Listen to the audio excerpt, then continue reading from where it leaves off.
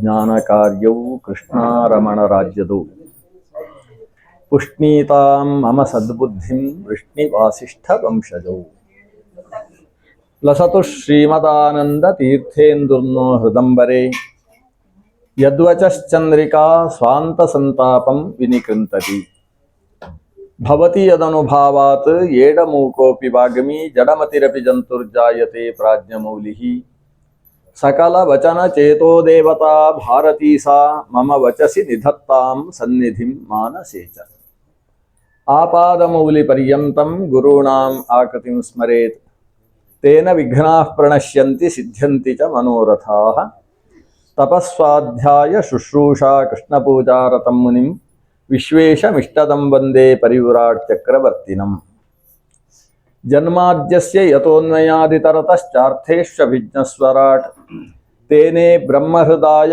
ಆದಿಕವಯೇ ಮುಖ್ಯಂತಿ M ಸೂರಯಃ ತೇಜೋವಾರಿಮುದಾಂ ಯಥಾ ವಿನಿಮಯೋ ಯತ್ರ ತ್ರಿಸರ್ಗೋ ಮೃಷಾ ಧಾಮ್ನಾ ಸ್ವೇನ ಸದಾ ನಿರಸ್ತಕುಹಕಂ ಸತ್ಯಂ ಪರಂ ಧೀಮಹಿ ಯಂ ಪ್ರವ್ರಜಂತಮನುಪೇತಮಪೇತಕೃತ್ಯಂ ದ್ವೈಪಾಯನೋ ವಿರಹಕಾತರ ಆಜುಹಾವ ಪುತ್ರೇತಿ ತನ್ಮಯತಯಾ ತರವೋಪಿ ನೇದುಃ ತಂ ಸರ್ವಭೂತಹೃದಯಂ ಮುನಿಮಾನತೋಸ್ಮಿ ನಾರಾಯಣಂ ನಮಸ್ಕೃತ್ಯ ನರಂಚೈವ ನರೋತ್ತಮಂ ದೇವೀಂ ಸರಸ್ವತೀಂ ವ್ಯಾಸಂ ತತೋ ಜಯಮುದೀರಯೇತ್ ಸೃಷ್ಟಿಶ್ಚಿತ್ಯಪ್ಯಯೇಹ ನಿಯತಿ ದೃಶಿತಮೋ ಬಂಧಮೋಕ್ಷಾಶ್ಚ ಯಸ್ಮಾತ್ ಅಸ್ಯ ಶ್ರೀ ಬ್ರಹ್ಮರುದ್ರ ಪ್ರಭೃತಿ ಸುರ ನರ ದ್ವೇಷ ಶತ್ರುತ್ಮಕಸ್ಯ ವಿಷ್ಣೋರ್ವ್ಯಸ್ತಾಃ ಸಮಸ್ತಾಃ ಸಕಲ ಗುಣನಿಧಿ ಸರ್ವದೋಷ ವ್ಯಪೇತಃ ಪೂರ್ಣಾನಂದೋ ವ್ಯಯೋ ಯೋ ಗುರುರಪಿ ಪರಮಶ್ಚಿಂತಯೇತಂ ಮಹಾಂತಂ ಶ್ರೀ ಗುರುಭ್ಯೋ ನಮಃ. ಭಗವಂತ ಕೃಷ್ಣ, ಕೃಷ್ಣನಿಗೆ ಕೃಷ್ಣನೇ ಸಾಟಿ. ಕೃಷ್ಣನ ಅವತಾರ ಲೀಲೆ ಅದು ಬೇರೆ ಯಾವ ಅವತಾರ ಲೀಲೆಯಲ್ಲೂ ಕೂಡ ಎಲ್ಲರಿಗೂ ಮುಟ್ಟುವ ರೀತಿಯ ಕಥೆಯನ್ನು ಹೇಳಲಿಕ್ಕೆ ಬರುವುದಿಲ್ಲ. ರಾಮಾಯಣದ ಕಥೆ ಹೇಳಿದಾಗ ಕೆಲವರು ಕಣ್ಣಲ್ಲಿ ನೀರು ಹಾಕ್ಬೋದು, ಆದರೆ ಕುಣಿದು ಕುಪ್ಪಳಿಸುವವರಿಲ್ಲ. ಆದರೆ ಕೃಷ್ಣನ ಕಥೆ ಆಗಲ್ಲ, ಕಣ್ಣಲ್ಲಿ ನೀರು ಬರ್ತದೆ, ಕುಣಿದು ಕುಪ್ಪಳಿಸುವುದಕ್ಕೂ ಆಗುತ್ತೆ. ಪುಟ್ಟ ಮಕ್ಕಳು ಕೂಡ ಕಿವಿ ನೆಟ್ಟಗೆ ಮಾಡಿಕೊಂಡು ಕೂತ್ಕೊಳ್ತಾರೆ. ಕೃಷ್ಣನ ಲೀಲೆಯ ಮೂಲಕ ಬರೀ ಗೋಪಗೋಪಿಯರಲ್ಲಿ ಮಾತ್ರ ಅಲ್ಲ, ಯೋಗ ಯೋಗೀಶ್ವರರಲ್ಲೂ ಕೂಡ ವಿಶಿಷ್ಟವಾದ ಜ್ಞಾನಭಕ್ತಿಗಳ ಅಂಕುರವನ್ನು ವೃಕ್ಷವಾಗಿಸಿದಂತಹ ಒಂದು ವಿಶಿಷ್ಟ ಲೀಲೆ ಅದು ಕೃಷ್ಣಾವತಾರದ ಲೀಲೆ. ಕೃಷ್ಣನಿಗೆ ಕಂಸ ಮಥನ ಆದ ಕೂಡಲೇ ಅವನಿಗೆ ಉಪನಯನ ಆಯಿತು. ಬಹಳ ದಿವಸದ ಪ್ರಕ್ರಿಯೆ, ಕೂಡಲೇ ಉಪನಯನ ಆಗೋಯ್ತು. ಉಪನಯನ ಆದ ಕೂಡಲೇ ಗುರುಕುಲವಾಸ, ಅದು ಕೂಡ 64 ದಿವಸದಲ್ಲೇ ಮುಗಿಯಿತು. ನಮ್ದೆಲ್ಲ 12 ವರ್ಷ ಆದರೂ ಮುಗಿಲಿಲ್ಲ ಸರಿಯಾಗಿ. ಮುಗಿಸಿದ್ದು ಸಾಕು ಅಂತ, ಇನ್ನೆಷ್ಟು ಓದುವುದು ಅಂತ ಮುಗಿಸಿದ್ದಷ್ಟೇ. ಅವೊಂದು ಹಾಗಲ್ಲ, 64 ದಿವಸ ಆದಮೇಲೆ ಗುರುಗಳು ಇನ್ನೇನು ಓದ್ಲಿಕ್ಕೆ ಉಂಟು, ನೀವು ನಂಗೂ ಹೇಳಿಕೊಡ್ಬೇಕಾದ್ದೆಲ್ಲ ಹೇಳಿಕೊಟ್ಟಾಯ್ತಲ್ವಾ ಅಂತ ಹೇಳಿದ್ರು ಸಂದೀಪಿನಿ ಗುರುಗಳು. ಗುರುಗಳ ಹತ್ರ ತಮಗೇನು ದಕ್ಷಿಣೆ ಕೊಡಬೇಕು ಅಂತ ಕೇಳಿದರು ಮಕ್ಕಳು, ಬಲರಾಮ ಮತ್ತು ಕೃಷ್ಣ. ನೀವು ನನ್ನಲ್ಲಿ ಓದಿದ್ದೇ ದೊಡ್ಡ ದಕ್ಷಿಣೆ ಅಂತ ಹೇಳಿದರು. ಒಳಗೆ ಹೋದ್ರು ಅಮ್ಮನಿಗೆ ನಮಸ್ಕಾರ ಮಾಡಲಿಕ್ಕೆ ಗುರುಪತ್ನಿ ಹತ್ರ. ಗುರುಪತ್ನಿ ಸೆರಗು ಮುಖಕ್ಕೆ ಹಾಕಿಕೊಂಡು ಅಳ್ತಾ ಕೂತಿದ್ದಾಳೆ. ಯಾಕಮ್ಮ ಅಳು ಅಂತ ಇವರ ಪ್ರಶ್ನೆ. ಅವಳಿಗೆ ಮಾತು ಬಾಯಲ್ಲಿ ಬರಲಿಲ್ಲ. ಕೊನೆಗೆ ಕೃಷ್ಣನೇ ಹೋಗಿ ತಲೆ ಮೇಲೆ ಹಾಕಿದ್ದ ಸೆರಗು ತೆಗೆದು ತನ್ನ ಉತ್ತರೀಯದಿಂದ ಆಕೆಯ ಕಣ್ಣು ಒರೆಸಿ, ನಿನಗಿಂಥ ದುಃಖ ದುಮ್ಮಾನ ಇದೆ ಅಂತ ನಮಗೆ 64 ದಿವಸ ಗೊತ್ತಾಗಲಿಲ್ಲ. ದಿವಸ ನಮಗೆ ನಮ್ಮ ಹೊಟ್ಟೆಯಲ್ಲಿ ಹುಟ್ಟಿದ ಮಕ್ಕಳು ಅಂತ ಭಾವಿಸಿಕೊಂಡು ಅನ್ನ ಹಾಕಿದ್ಯಲ್ವ ಅಮ್ಮ, ಯಾಕೆ ಹೇಳ್ತಾ ಇದ್ದಿ? ನಿಮ್ಮ ಹಾಗೆ ನನಗೊಬ್ಬ ಮಗ ಇದ್ದ ಅಂತ ಆಗ ಕಥೆ ಹೇಳಿದ್ಲವಳು. ಆ ಗ್ರಹಣದ ದಿವಸ ಪ್ರಭಾಸ ಕ್ಷೇತ್ರದಲ್ಲಿ ಸ್ನಾನಕ್ಕೋಸ್ಕರ ಮಗನನ್ನು ಕರ್ಕೊಂಡು ಹೋದಾಗ ಅಮ್ಮ ಅಲ್ಲೇ ಆಡ್ತೇನೆ ಅಂತ ಹೋದಂತೆ ಸಮುದ್ರದಲ್ಲಿ. ಇದ್ದಕ್ಕಿದ್ದಾಗೆ ಅರಚುವುದಕ್ಕೆ ಪ್ರಾರಂಭಿಸಿದ. ಅಮ್ಮ ನನ್ನನ್ನು ಯಾವುದೋ ಎಳಿತಾ ಇದೆ ಅಂತ. ಇವಳು ಹೋಗಿ ನುಗ್ಗಿದ್ಲು. ಕೊನೆಗೆ ಪತಿಯಾದಂತಹ ಸಾಂದೀಪಿನಿ ಕೈ ಹಿಡಿದು ನಿಲ್ಲಿಸಿದ್ರಿಂದ ಬದುಕಿದ್ದಾಳೆ ಇವಳು. ಆದರೆ ಅಮ್ಮ ಸತ್ತೆ ಅಂತ ಹೇಳಿದ ಆ ಮಗುವಿನ ಮಾತು ಇವತ್ತಿಗೂ ಅವಳಿಗೆ ರಾತ್ರಿ ನಿದ್ದೆ ಬರ್ತಾ ಇಲ್ಲ. ಆದರೆ ಕೃಷ್ಣ ಬಲರಾಮರು ಓದುವುದಕ್ಕೆ ಆ ಮನೆಗೆ ಬಂದ ಮೇಲೆ ಅವಳಿಗೆ ಅದು ಯಾವುದು ನೆನಪೇ ಇಲ್ಲ. ಮಗನೇ ಮನೆಯಲ್ಲಿ ಇದ್ದ ಹಾಗೆ ಮನಸ್ಸಿನಲ್ಲಿ ಆನಂದ ಇದೆ. ಇವತ್ತು ಅವರು ಹೊರಡ್ತಾ ಇದ್ದಾರಲ್ಲ, ಅದನ್ನು ಮನಸ್ಸು ಬಿಚ್ಚಿ ಹೇಳಿದ್ಲು. ಬಲರಾಮಕೃಷ್ಣರಿಗೆ ಗುರುದಕ್ಷಿಣೆಯನ್ನು ಕೊಡಬೇಕು ಅಂತ ತೀರ್ಮಾನ ಆಯಿತು. ಮರುದಿವಸವೇ ಮಗನನ್ನು ಹಿಡ್ಕೊಂಡು ಬಂದರು ಅಲ್ಲಿಗೆ. ಬರುವಾಗ ಹೊಸ ಶಂಖ ಅಂತೆ ಕೃಷ್ಣನ ಕೈಯಲ್ಲಿ, ಅದಕ್ಕೆ ಪಾಂಚಜನ್ಯ ಅಂತ ಹೆಸರು. ಪಂಚಜನನೆಂಬ ರಕ್ಕಸನನ್ನು ಕೊಂದು ಆ ಪಂಚಜನನೆಂಬ ಶಂಖಾಸುರ, ಸಮುದ್ರದಲ್ಲಿದ್ದ ಶಂಖದ ಹುಳ, ಅವನೇ ಈ ಮಗುವನ್ನು ಎಳೆದು ತಿಂದದ್ದಂತೆ. ಅವನ ಹೊಟ್ಟೆಯಲ್ಲೂ ಮಗು ಸಿಗಲಿಲ್ಲ. ಯಮನಲ್ಲಿ ಹೋಗಿ ಅದೇ ಪಾಂಚಜನ್ಯವನ್ನು ಊದಿ ಯಮನ ಕೈಯಿಂದ ಆ ಮಗುವನ್ನು ಬಿಡಿಸಿಕೊಂಡು, ಆ ಮಗು ಗುರುಕುಲಕ್ಕೆ ಹೋಗಿ ಈ 3 ವರ್ಷದ ಹೊತ್ತಿಗೆ ಎಷ್ಟು ಬೆಳೆದಿರ್ತದೋ, ಕೆಲವು ಗುರುಕುಲದಲ್ಲೆಲ್ಲ 3 ವರ್ಷ ತನಕ ರಜೆ ಕೊಡುವುದೇ ಇಲ್ಲ, ಹಾಗೆ ರಜೆ ಮುಗಿಸಿ ಬಂದ ಹುಡುಗನ ಹಾಗೆ ಮನೆಗೆ ಬಂದವನನ್ನು ಕಂಡು ಆ ತಾಯಿ ಎಷ್ಟು ಆನಂದ ಆಗಿರಬೇಡ. ಅವಳು ಕೃಷ್ಣನನ್ನು ಎಳೆದು ಬರಸೆಳೆದು ತಬ್ಬಿಕೊಂಡು ನಿನಗೆ ಒಳ್ಳೆ ಹೆಣ್ಣಂದಿರು ಸಿಗಲಿ ಅಂತ ಆಶೀರ್ವಾದ ಮಾಡಿದ್ಲು. ಆಮೇಲೆ ಮದುವೆಯೇ ಮದುವೆ. ಬಲರಾಮಕೃಷ್ಣರು ಮಥುರೆಗೆ ಬಂದ ಮೇಲೆ ಜರಾಸಂಧನ ಉಪಟಳ ಜಾಸ್ತಿ ಇತ್ತು. ಜರಾಸಂಧನಿಗೆ ಬುದ್ಧಿ ಕಲಿಸಿದ ಅನೇಕ ಹಂತಗಳಲ್ಲಿ ಒಂದು ರುಕ್ಮಿಣಿ ವಿವಾಹ. ಜರಾಸಂಧನ ಮೀಸೆ ಮಣ್ಣಾದಂತಹ ಪ್ರಕರಣ ಅದು. ಜರಾಸಂಧ ಏನು ಮಾಡಿದ್ದ ಅಂದರೆ, ವಿದರ್ಭ ದೇಶದ ರಾಜಕುಮಾರಿ, ಲೋಕದಲ್ಲಿ ಸಾಕ್ಷಾತ್ ವಿಜಯಲಕ್ಷ್ಮಿ ಅಂತ ಪ್ರಥಿತಳಾದಂತಹ ರುಕ್ಮಿಣೀ ದೇವಿ, ಆಕೆಯನ್ನು ಏನಾದರೂ ಕೃಷ್ಣನಿಗೆ ಕೊಡಬಾರ್ದು, ಬೇರೆ ಯಾರಿಗೆ ಕಟ್ಟು ಹಾಕಿದರೂ ತೊಂದರೆ ಇಲ್ಲ ಅಂತ ತೀರ್ಮಾನಿಸಿದ್ದ. ಯಾರೂ ಸರಿಯಾಗಿ ಸಿಗಲೇ ಇಲ್ಲಂತೆ. ಯಾಕಂದರೆ ಕೃಷ್ಣನನ್ನೇ ನನ್ನ ವರನನ್ನಾಗಿ ಪಡಿಬೇಕು ಅಂತ ಆಕೆ ತಪಸ್ಸು ಮಾಡ್ತಾ ಇದ್ದಾಳೆ, ವ್ರತನಿಷ್ಠಳಾಗಿದ್ದಾಳೆ. ಊರಿನಲ್ಲೆಲ್ಲ ಸುದ್ದಿ ಇದೆ, ನಾರದರು ಬಂದು ಹೇಳಿದ್ದಾರೆ ಇವಳು ಕೃಷ್ಣನನ್ನೇ ಮದುವೆ ಆಗೋದು ಅಂತ. ನಾರದರು ಊರಲ್ಲೆಲ್ಲ ಪ್ರಚಾರ ಬೇರೆ ಮಾಡಿದ್ದಾರೆ. ಮದುವೆಗೆ ಪೂರರಂಗಗಳಿದೆಲ್ಲ, ಇಂಥದ್ದೆಲ್ಲ ವ್ಯವಸ್ಥೆ ಆಗಿದೆ. ಕೆಲವು ಮದುವೆಯನ್ನು ತಪ್ಪಿಸಿದವರು ಸಿಕ್ಕಾಬಿಟ್ಟೆ ಮದುವೆ ಮಾಡಿಸಿದ್ದಿಲ್ಲಿ ನಾರದರು. ಇಲ್ಲಿ ಊರಲ್ಲೆಲ್ಲ ಪ್ರಸಿದ್ಧಿ ಬೇರೆ ಇದೆ. ಕೃಷ್ಣನ ಊರಿಗೂ ಸುದ್ದಿ ಹೋಯಿತು, ರುಕ್ಮಿಣಿಗೆ ಸ್ವಯಂವರವಂತೆ ಅಂತ ಸುದ್ದಿ. ಆದರೆ ಅಕ್ಕಪಕ್ಕದ ರಾಜರಿಗೆಲ್ಲ ಆಹ್ವಾನ ಬಂದಿದೆ, ನಮ್ಮ ಊರಿಗೊಂದು ಆಹ್ವಾನ ಕಳಿಸಲಿಲ್ಲ. ಇದು ನಮ್ಮ ಊರಿಗೆ, ದೇಶಕ್ಕೆ ಆದಂತಹ ಅಪಮಾನ ಅಂತ ಊರಿನ ಜನ ಎಲ್ಲ ಒಟ್ಟು ಸೇರಿದ್ದಾರೆ. ಕೃಷ್ಣನಲ್ಲಿ ಬಂದು ಹೇಳಿದ್ದಾರೆ ಹೀಗಂತೆ, ಅವರಿಗೆ ಬುದ್ಧಿ ಕಲಿಸಲೇಬೇಕು. ಇಷ್ಟು ಯೋಗ್ಯನಾದ ವರ ನಮ್ಮ ಊರಲ್ಲಿರುವಾಗ, ಬಲರಾಮನಿಗೆ ಮೊನ್ನೆ ಮದುವೆ ಆಯಿತು ರೇವತಿಯ ಜೊತೆಗೆ, ಆದರೆ ನಿನಗೆ ಆಗಲಿಲ್ಲ ಅಲ್ವಾ? ಆದ್ದರಿಂದಾಗಿ ಅವರಿಗೆ ಬುದ್ಧಿ ಕಲಿಸಬೇಕು ನೀನು. ಕೃಷ್ಣ ಗರುಡಾರೂಢನಾಗಿ ಹೋಗಿ ಸ್ವಯಂವರದಲ್ಲಿ ಸೇರಿದ ಕುರ್ಚಿಗಳನ್ನೆಲ್ಲ ಅಡ್ಡ ಹಾಕಿ, ಎಲ್ಲರೂ ಗರುಡನ ರೆಕ್ಕೆಯ ಗಾಳಿಗೆ ಅಡ್ಡ ಬಿತ್ತಂತೆ ಸ್ವಯಂವರದ ಕುರ್ಚಿಗಳೆಲ್ಲ. ಕೃಷ್ಣನಿಗೊಂದು ಅಭಿಷೇಕ ಮಾಡಿಸಿಕೊಂಡು ಕೃಷ್ಣ ಬಂದ ಊರಿಗೆ. ಇದರ ಪರಿಣಾಮ ಏನಾಯಿತು ಅಂತ ಹೇಳಿದರೆ, ಸ್ವಯಂವರ ನಿಂತೋಯ್ತು. ಸ್ವಯಂವರ ನಿಂತು ಹೋಗಿ ನಿಶ್ಚಿತಾರ್ಥ ಮಾಡಿಟ್ರು ಕೃಷ್ಣ ಈ ಕಡೆ ಬರೋದ್ರಲ್ಲಿ. ಯಾರಿಗೆ ಅಂತ ನೋಡಿದರೆ ಶಿಶುಪಾಲನಿಗೆ ಅಂತ ಆಯಿತು. ಚೇದಿ ದೇಶದ ದಮಘೋಷನ ಮಗನಾದಂತಹ ಶಿಶುಪಾಲನ ಜೊತೆಗೆ ನಿಶ್ಚಿತಾರ್ಥವೂ ಆಯಿತು. ಈ ವಿಷಯವು ಕೃಷ್ಣನಿಗೆ ಗೊತ್ತಾದದ್ದು ಒಂದು ಪತ್ರದ ಮೂಲಕವಾಗಿ, ಟೆಲಿಗ್ರಾಮ್ ಅಲ್ಲ, ವಿಸ್ತೃತವಾದ ಪತ್ರ.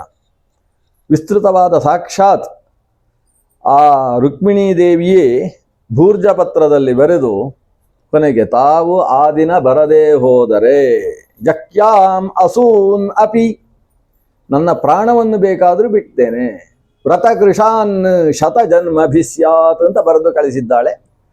ಕೃಷ್ಣ ಆ ಕ್ಷಣದಲ್ಲೇ ಹೋಗಿ ರುಕ್ಮಿಣೀ ದೇವಿಯನ್ನು ರಥಕ್ಕೆ ಏರಿಸಿಕೊಂಡು ಬಂದಿದ್ದಾನೆ ಅಷ್ಟೇ. ಇದು ಮದುವೆ ಅಲ್ಲ, ಇದು ರಾಕ್ಷಸೇನ ವಿಧಿನ ಅಂತೇಳಿ ಆಕೆಯನ್ನು ರಥಕ್ಕೆ ಏರಿಸಿಕೊಂಡು ತಾನು ದ್ವಾರಕೆಗೆ ಬರುವಾಗ, ದ್ವಾರಕಾಯಾಮ್ ಅಭೂದ್ರಾಜನ್ ಮಹಾನ್ ಮೋದಃ ಪುರೌಕಸಾಂ, ಪುರದ ಜನರಿಗೆ ಶ್ರೀಕೃಷ್ಣನಿಗೆ ಅನುರೂಪಳಾದಂತಹ ಪತ್ನಿ ಸಿಕ್ಕಿದ್ದಾಳೆ ಅಂತ ಅಷ್ಟೇ ಖುಷಿ ಅಲ್ಲಂತೆ, ನಮ್ಮ ದೇಶದ ಮರ್ಯಾದೆ ಉಳಿಸಿದ್ದಾನೆ ಕೃಷ್ಣ ಅಂತ ಅವರಿಗೆ ಖುಷಿ.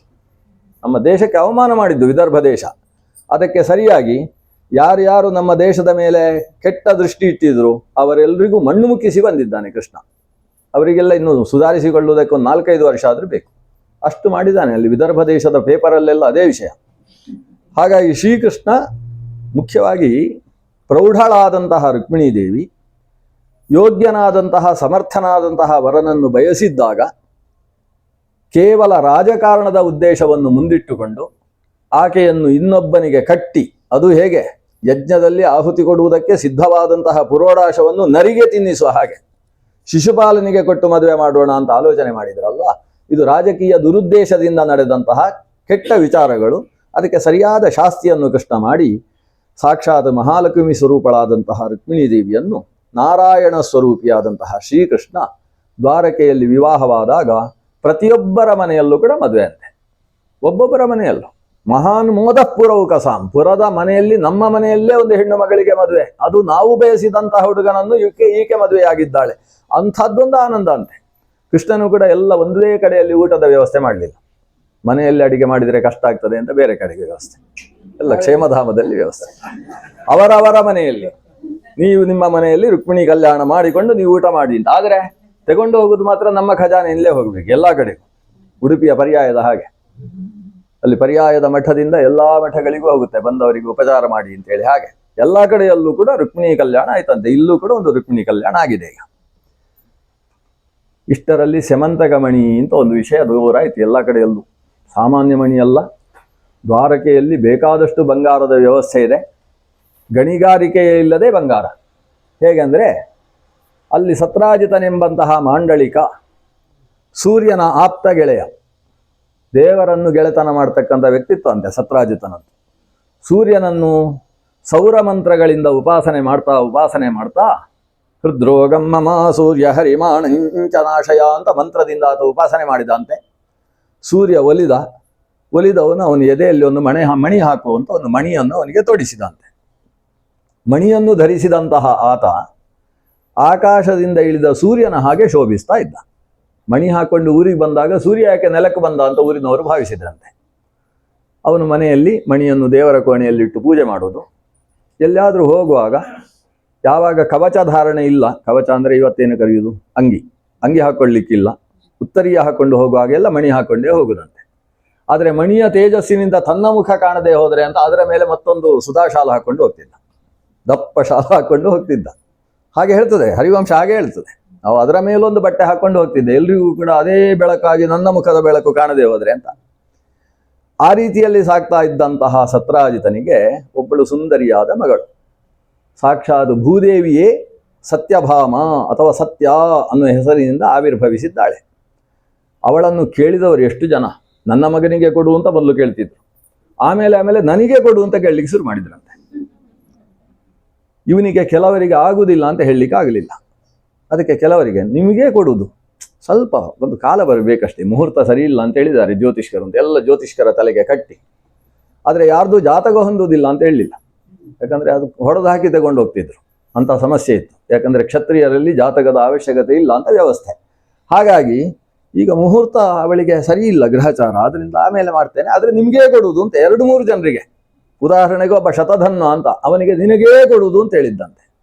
ನಮ್ಮ ಅಕ್ರೂರನ್ನು ಹೋಗಿ ಕೇಳಿದ್ದಕ್ಕೆ, ಅಕ್ರೂರ ನಾನು ಒಂದಿಬ್ಬರು ಕೇಳಿದ್ದಾರೆ, ಆದರೆ ನಿಂಗೇ ಕೊಡಬೇಕು ಅಂತ ನನ್ನ ಮನಸ್ಸಲ್ಲಿ ಉಂಟು. ಇಂಥ ವ್ಯಕ್ತಿಯ ಸತ್ರಾಜಿತ ಈಗ ಅಕ್ರೂರನಿಗೂ ಹಾಗೆ ಹೇಳಿದ್ದ. ಇಷ್ಟರಲ್ಲಿ ನಡೆದ ಘಟನೆ ಏನು, ಕಾಣೆ ಆಯಿತು ಸೆಮಂತಕ ಮಣಿ. ಈ ಮಣಿಯಿಂದ ಎಷ್ಟು ಸಮಸ್ಯೆ ಇದೆ ಅಂತ ಅರ್ಥ ಮಾಡ್ಕೊಳ್ಬೇಕು. ಸಮಸ್ಯೆಗಳ ಪರಿಹಾರಕ್ಕೋಸ್ಕರ ಈ ಕಥೆ. ನಾವು ಸುಮ್ಮನೆ ಕೃಷ್ಣನಿಗೆ ಇವತ್ತು ಕೂಡ ಪುಷ್ಪ ಹಾಕೋದು ಹೇಗೆ ಅಂದರೆ ಸೆಮಂತಕ ಮಣಿ ಹರ್ತ, ಸೆಮಂತಕ ಮಣಿ ಕದ್ದವನಿಗೊಂದು ನಮಸ್ಕಾರ ಅಂತ. ಪಾಪ ಕೃಷ್ಣ ಮುಟ್ಲೇ ಇಲ್ಲ ಮಣಿಯನ್ನು. ಸೆಮಂತಕ ಮಣಿ ಆಹರ್ತ ಅಂತ ತಂದು ಕೊಟ್ಟವ, ಇಲ್ಲಿ ಸೆಮಂತಕ ಮಣಿ ಇಲ್ಲ ಅಂತ ಆಯ್ತು. ಯಾಕಿಲ್ಲ ಅಂತ ಊರಲ್ಲೆಲ್ಲ ಸುದ್ದಿ. ಅಷ್ಟು ಹೊತ್ತಿಗೆ ಒಂದು ಮಾತು ಬಂತು ಸತ್ರಾಜಿತನಿಂದ. ಅವತ್ತೊಮ್ಮೆ ಕೃಷ್ಣ ಬಂದಿದ್ದ, ಈ ಮಣಿ ದಿವಸಕ್ಕೆ 8 ಭಾರದಷ್ಟು ಬಂಗಾರ, ಭಾರ ಅಂದರೆ ಎಷ್ಟು ಅಂತ ಆಮೇಲೆ ಕೇಳಿ, ಈಗ ನಿಮಗೆ ಹೆದರಿಕೆ ಆಗ್ತದೆ. 8 ಭಾರದಷ್ಟು ಬಂಗಾರವನ್ನು ಕೊಡ್ತದೆ ಪ್ರತಿದಿನ. ಇದು ರಾಜನ ಹತ್ರ ಇದ್ರೆ ಊರಿಗೆ ಉಪಕಾರ ಆಗ್ತದಲ್ಲ, ಖಜಾನೆಗೆ ಆಗ್ತದಲ್ಲ, ನಿನಗೆ ಎಷ್ಟು ಬೇಕೋ ಅಷ್ಟು ಕೊಡ್ತಾನೆ ರಾಜ ಅಂತ ಕೃಷ್ಣ ಹೇಳಿದಂತೆ. ಉಗ್ರಸೇನನಿಗೆ ಕೊಡ್ಬೋದಲ್ವ ಇದನ್ನು ಅಂತ. ಅದಕ್ಕೆ ಇಲ್ಲ, ಅದು ಸೂರ್ಯ ಕೊಟ್ಟದ್ದಲ್ವ, ಅದಕ್ಕೆ ಸರಿಯಾಗಿ ಪೂಜೆ ನಡಿಬೇಕು ದಿವಸ, ಅಲ್ಲಿ ಮಡಿ ಸಾಕಾಗುವುದಿಲ್ಲ ಅಂತ ಹೇಳಿದಂತೆ ಹೌದೌದು ಕೃಷ್ಣ, ಸರಿ ಅದು ನಿನ್ನಲ್ಲೇ ಇರಲಿ, ನಾನು ಕೇಳಿದ್ದು ನಿಂಗೆ ಏನಾದ್ರು ಮನಸ್ಸಿದ್ರೆ ನಾವು ಕೇಳಲಿಲ್ಲ ಅಂತ ಬೇಡ, ರಾಜನ ಕಡೆಯಿಂದ ಒಂದು ಕೇಳಬೇಕಲ್ಲ, ಅದಕ್ಕೆ ಕೇಳಿದ್ದು ಅಂತ ಕೃಷ್ಣ ಹೇಳಿದ್ದ. ಇದನ್ನು ಊರಲ್ಲೆಲ್ಲ ಪ್ರಚಾರ ಮಾಡಿದ. ಕೃಷ್ಣ ಹೀಗೆ ಕೇಳಿದ್ದ. ಈಗ ಅದು ಅವತ್ತೇ ಅವನ ವಕ್ರದೃಷ್ಟಿ ಬಿದ್ದಿತ್ತು ಆ ಮಣಿಯ ಮೇಲೆ, ಇವತ್ತು ಅವನೇ ಅಪಹರಿಸಿದ್ದು, ಇದರಲ್ಲಿ ನನಗೆ 100ಕ್ಕೆ 100 ತೀರ್ಮಾನ ಅಂತ ಊರಲ್ಲೆಲ್ಲ ಭಾಷಣ ಮಾಡ್ತಾ ಬಂದ ಸತ್ರಾಜಿತ. ಕೃಷ್ಣನ ಕಿವಿಗೂ ಮುಟ್ಟಿತು. ಕೃಷ್ಣ ಊರಿನ ತನಗೆ ಆಗದೇ ಇದ್ದ ಹಿರಿಯರನ್ನ 5 ಜನರನ್ನು, ತನಗೆ ಆಗುವ ಹಿರಿಯರನ್ನ 5 ಜನರನ್ನು, ಊರ 10 ಸಮಸ್ತರು ಅಂತ ಹೇಳುವುದಿಲ್ಲ, ಅಷ್ಟು ಜನರನ್ನು ಸೇರಿಸಿಕೊಂಡ. ಆವಾಗ ನಾವು ಬರ್ತೇವೆ ಅಂತ ಒಂದು 150 ಜನ ಬಂದ್ರಂತೆ. ಅವರನ್ನೆಲ್ಲ ಕರ್ಕೊಂಡು ಸೆಮಂತಕ ಮಣಿ ಅನ್ವೇಷಣಾ ಆಂದೋಲನ ಅಂತ ಒಂದು ಶುರು ಮಾಡಿದ. ಸೆಮಂತಕ ಮಣಿಯನ್ನು ಹುಡುಕಿಸುವ ಕಾರ್ಯಕ್ರಮ. ಹಾಗೆ ಕೃಷ್ಣನ ಜೊತೆಗೆ ಹೋದವರು ಸೀದಾ ಕಾಡಿಗೆ ಹೋದರು, ವಿಷಯ ಏನು ಅಂತ ನೋಡ್ಲಿಕ್ಕೆ. ಯಾಕಂದ್ರೆ ಒಂದು ವಿಷಯ ಅವರಿಗೆ ಗೊತ್ತಾಯ್ತು, ಪ್ರಸೇನ ಕೆಲವು ದಿವಸಗಳಿಂದ ಕಾಣಿಸ್ತಾ ಇಲ್ಲ. ಪ್ರಸೇನಜಿತ್ ಅಂದ್ರೆ ಯಾರು? ಸತ್ರಾಜಿತನ ತಮ್ಮ. ಹಾಗಾದ್ರೆ ತಮ್ಮನೇ ತಗೊಂಡು ಹೋಗಿರ್ತಾನೆ ಅಂತ. ಅವನು ಎಲ್ಲಿ ಹೋಗಿದ್ದಾನೆ ಅಂತ ಅವರ ಹೆಂಡತಿ ಹತ್ರ ಕೇಳಿದ್ರೆ ಅವನು ಬೇಟೆಗೆ ಹೋಗಿದ್ದಾನೆ ಅಂತ ಸುದ್ದಿ ಬಂತು. ಹಾಗಾಗಿ ಕಾಡಿಗೆ ಹೋದರೆ ಪ್ರಸೇನನ ಪಾರ್ಥಿವ ಶರೀರ ಸಿಕ್ಕಿತು. ಅದು ಹುಲಿ, ಅದೊಂದು ಸಿಂಹ ಕೊಂದದ್ದು. ನೋಡಿದರೆ ಅಲ್ಲಿ ಮಣಿ ಇಲ್ಲ. ಹಾಗಾದ್ರೆ ಪ್ರಸೇದನ ಕೈಯಿಂದ ಮಣಿಯನ್ನು ಯಾರೋ ಎತ್ತಿದ್ದಾರೆ. ಸಿಂಹ ಎಲ್ಲಿ ಹೋಗಿದೆ ಅಂತ ನೋಡ್ತಾ ಹೋದರೆ ಸ್ವಲ್ಪ ದೂರದಲ್ಲಿ ಸಿಂಹವೂ ಸತ್ತಿದೆ. ಸಿಂಹ ಸತ್ತ ಜಾಗದಲ್ಲೂ ಮಣಿ ಸಿಗುವುದಿಲ್ಲ. ಊರವರೆಲ್ಲ ಅಲ್ಲಿ ತರಗೆಲೆಗಳನ್ನೆಲ್ಲ ಹೆಕ್ಕಿ ಹೆಕ್ಕಿ ನೋಡಿದಾರಂತೆ, ಮಣಿಯ ತುಂಡಾದರೂ ಸಿಕ್ಕಿದ್ರೆ ಸಾಕು, ಇಷ್ಟಾದ್ರೂ ಬಂಗಾರ ಸಿಗಬಹುದು ಅಂತ. ಆಮೇಲೆ ಅಲ್ಲಿ ಕರಡಿ ಕೊಂದದ್ದು ಅನ್ನೋದು ಸೂಚನೆ ಇದೆ. ಕರಡಿ ಹೋದ ಜಾಗ ಹೆಜ್ಜೆ ಹುಡುಕ್ತಾ ಹೋದರೆ ಅದು ಒಂದು ಗುಹೆಯ ಒಳಗೆ ಹೋಗಿದೆ. ಗುಹೆಯ ಒಳಗೆ ಹೋಗೋಣ ಅಂತ ಹೇಳಿದ ಕೃಷ್ಣ. ಅದಕ್ಕೆ ಉಳಿದವರೆಲ್ಲ ನಮಗೆ ಹೆದರಿಕೆ ಆಗ್ತದೆ. ಅಲ್ಲ, ಮಣಿ ಒಳಗೆ ಇರ್ಬೋದು, ಹೋಗೋಣ. ಯಾಕಂದ್ರೆ ಒಳಗೆ ಆಮೇಲೆ ನಾನೆಲ್ಲೋ ಕಿಸೆಯಲ್ಲಿ ಹಾಕೊಂಡು ಹೋಗಿ ತಂದೆ ಅಂತ ಹೇಳುವಾಗಿಲ್ಲ. ನೀವು ಅದಕ್ಕೆ ಒಂದು ಸಲ ನನ್ನನ್ನು ಪರೀಕ್ಷೆ ಮಾಡಿ ಅಂತ ಪರೀಕ್ಷೆ ಮಾಡಿಸಿರ್ತಾನೆ ಕೃಷ್ಣ, ಬಹಳ ಚುರುಕು. ಹಾಗೆ ಆತ ತಾನು ಒಳಗೆ, ನಾನು ಹೋಗಿ ಬರ್ತೇನೆ, ನೀವೆಲ್ಲ ಇಲ್ಲೇ ನಿಂತಿರಿ, ಕರಡಿಯ ಕೈಯಲ್ಲೇ ಈ ಮಣಿ ಇರುವ ಸಾಧ್ಯತೆ ದಟ್ಟವಾಗಿದೆ, ನೋಡಿ ಬರ್ತೇನೆ ಅಂತ ಒಳಗೆ ಹೋದ. ಅಲ್ಲಿ ಒಳಗೆ ಹೋದವ 27 ದಿವಸ ಹೊರಗೆ ಬರಲಿಲ್ಲ. ಈ ಹೊರಗಿದ್ದವರಿಗೆ ಒಳಗೆ ಗುದ್ದುವ ಶಬ್ದ ಕೇಳ್ತದೆ. ಗುದ್ದುವ ಶಬ್ದ, ರಕ್ತ ಚಿಮ್ಮುವಂತಹ ಶಬ್ದ, ಅದರಲ್ಲಿ ಮತ್ತೆ ಆ ಕೆಸರಿನಲ್ಲಿ ಹೋರಾಡುವ ಶಬ್ದ, ಇದೆಲ್ಲ ಕೇಳ್ತದಂತೆ. ಏನು ಇಷ್ಟೆಲ್ಲ ಅಂತ ಒಂದಷ್ಟು ದಿವಸ ಕಾದರು. ಕೆಲವು ದಿವಸ ಸ್ವಲ್ಪ ಶಬ್ದ ಕಡಿಮೆ ಆದ ಹಾಗೆ ಅನಿಸಿತು. ಹಾಗಾದರೆ ಇನ್ನೂ ಕೃಷ್ಣ ಬರುವ ಸಾಧ್ಯತೆ ಬಹಳ ಕಡಿಮೆ ಅಂತ ಕಣ್ಣೀರು ಹಾಕಿ, ನಾವೇನಾದರೂ ಊರಿಗೆ ಹೋಗಿ ಒಂದು ಯಜ್ಞ ಯಾಗ ಮಾಡಬೇಕು, ಪುರೋಹಿತರ ಹತ್ರ ಎಲ್ಲ ಕೇಳಿ ಅವರು ಕೃಷ್ಣ ಹಿಂದಕ್ಕೆ ಬರುವ ಹಾಗೆ ಏನು ಮಾಡಬೇಕು ಅಂತೇಳಿ ಹೋಗಿ ದುರ್ಗಾರಾಧನೆ ಅಂತೆ ಭಾಗವತ ಹೇಳ್ತದೆ. ಎಲ್ಲರೂ ಸೇರಿ ದುರ್ಗೆಗೆ ಪೂಜೆ, ಅದು ತ್ರಿಕಾಲ ಪೂಜೆ, ಬೆಳಗ್ಗೊಮ್ಮೆ, ಮಧ್ಯಾಹ್ನೊಮ್ಮೆ, ಸಾಯಂಕಾಲೊಮ್ಮೆ, ಅಷ್ಟು ಹೊತ್ತು ಕೂಡ ಜಪಾನುಷ್ಠಾನಗಳು, ದುರ್ಗಾರಾಧನೆಯನ್ನು ನಡೆಸಿದರು. ಯಾಕಂದರೆ ಕೃಷ್ಣ ಮನೆಗೆ ಬರಬೇಕು. ಸತ್ರಾಜಿತನೂ ಬಂದು ಸೇರಿಕೊಂಡಿದ್ದಾನೆ. ಇಲ್ಲೇ ಹೋದರೆ ದೊಣ್ಣೆಯಲ್ಲಿ ಹೊಡಿತಾರೆ ನನಗೆ ಅಂತ. ಯಾಕಂದರೆ ಇಷ್ಟೆಲ್ಲ ಅವಾಂತರಕ್ಕೆ ಸತ್ರಾಜಿತನೇ ಕಾರಣ. ಸತ್ರಾಜಿತ ಬಂದು ನಿಂತರೆ ಇವರೆಲ್ಲ ಸತ್ರಾಜಿತನನ್ನು ಬೈತಾ ಇದ್ದಾರೆ. ಎಲ್ಲ ಆದದ್ದು ಇವನಿಂದ. ಕೃಷ್ಣ ಇಲ್ಲದೆ ಹೋದರೆ ನಮ್ಮ ಊರಿಗೆ ಏನು ರಕ್ಷೆ? ಜರಾಸಂಧನಿಗೆ ವಿಷಯ ಗೊತ್ತಾಯಿತು ಅಂತಾದರೆ ಇನ್ನು ನಾವು ಉಳಿಯುವ ಹಾಗೆ ಇಲ್ಲ ಅಂತ ಯೋಚನೆ ಮಾಡ್ತಾ ಇದ್ದಾರೆ. ಅಷ್ಟರಲ್ಲಿ 27 ದಿವಸ ಆಗಿದೆ. ಕೃಷ್ಣ ಮಣಿಯನ್ನು ಹಿಡ್ಕೊಂಡು ಬಂದ, ಹಾಕೊಂಡಲ್ಲ, ಹಿಡ್ಕೊಂಡು ಪ್ರದರ್ಶನ ಮಾಡ್ತಾ ಬಂದ. ಬರುವಾಗ ಒಂದು ಹುಡುಗಿಯನ್ನು ಕರ್ಕೊಂಡು ಬಂದಿದ್ದಾನೆ ಸಾಕ್ಷಿಗೆ. ಯಾಕಂದ್ರೆ ನಾನೇ ಎಲ್ಲಿಂದೋ ಹುಡುಗಿ, ನಾನೇ ಬಿಸಾಡಿ ಹಿಡ್ಕೊಂಡು ಬಂದದ್ದಲ್ಲ, ಸಾಕ್ಷಿ ಉಂಟು ಅಂತ ಒಂದು ಹುಡುಗಿ. ಜಾಂಬವಂತ ಭಗವಂತ ಶ್ರೀರಾಮಚಂದ್ರ ಯಾವಾಗ ಸಮಾಯಾತ ಏ ಮೋಕ್ಷಪದೇಚ್ಛವ ಅಂತ ತಾನು ನಿರ್ಯಾಣ ಕೊನೆಗೆ ಮೂಲ ಪರಂಧಾಮಕ್ಕೆ ಹೋಗುವಂತಹ ಸಂದರ್ಭದಲ್ಲಿ ಕರೆದಿದ್ದ. ಆವಾಗ ನಮ್ಮ ಜಾಂಬವಂತ ರಾಮನ ಹತ್ರ ಹೇಳಿದ್ದ, ರಾಮ, ನೀನು ಕಾಡಿನಲ್ಲಿ ಸೀತೆಯನ್ನು ಕಳ್ಕೊಂಡೆ. ಆವಾಗ ನನಗೆ ಒಂದು ಅನಿಸ್ತಿತ್ತು, ನನ್ನ ಹುಡುಗಿ ಇದ್ದಿದ್ರೆ ಮದುವೆ ಮಾಡಿಕೊಡ್ಬೇಕು ಅಂತ ಇವನಿಗೆ ಅನಿಸಿತ್ತಂತೆ. ರಾಮನಿಗೊಂದು ಮದುವೆ ಮಾಡಬೇಕೇನಾದ್ರು, ಹೆಂಡತಿಯಿಂದಾಗಿ ತುಂಬ ಕಷ್ಟಪಟ್ಟಿದ್ದಾನೆ, ಅಂತಹ ರಾಮನಿಗೆ ಹೆಣ್ಣು ಕೊಡುವುದಕ್ಕೆ ಎಂಥ ಪುಣ್ಯ ಬೇಕು ಅಂತ ಯೋಚಿಸಿದ್ದಂತೆ. ಆದ್ರಿಂದ ನೀನೀಗ ಮತ್ತೆ ಎಲ್ಲೂ ಮದುವೆ ಆಗುವುದಿಲ್ಲ ಅಂತ ನನಗೆ ಸ್ಪಷ್ಟ ಆಯ್ತು, ಏಕಪತ್ನಿ ವ್ರತಸ್ಥ ಅಂತ ತೀರ್ಮಾನಿಸಿದ್ದೆ. ಆದರೆ ನಿನಗೇ ನಾನು ಒಂದು ಮಗಳನ್ನು ಕೊಡಬೇಕು, ಅದಕ್ಕೋಸ್ಕರ ತಪಸ್ಸು ಮಾಡಿ ಮಗಳನ್ನು ಪಡಿತೇನೆ. ಆ ತಪಸ್ಸಿನ ಪುಣ್ಯದ ಫಲವಾಗಿ ಆದರೂ ನೀನು ನನ್ನ ಮಗಳನ್ನು ಮದುವೆ ಆಗಬೇಕು.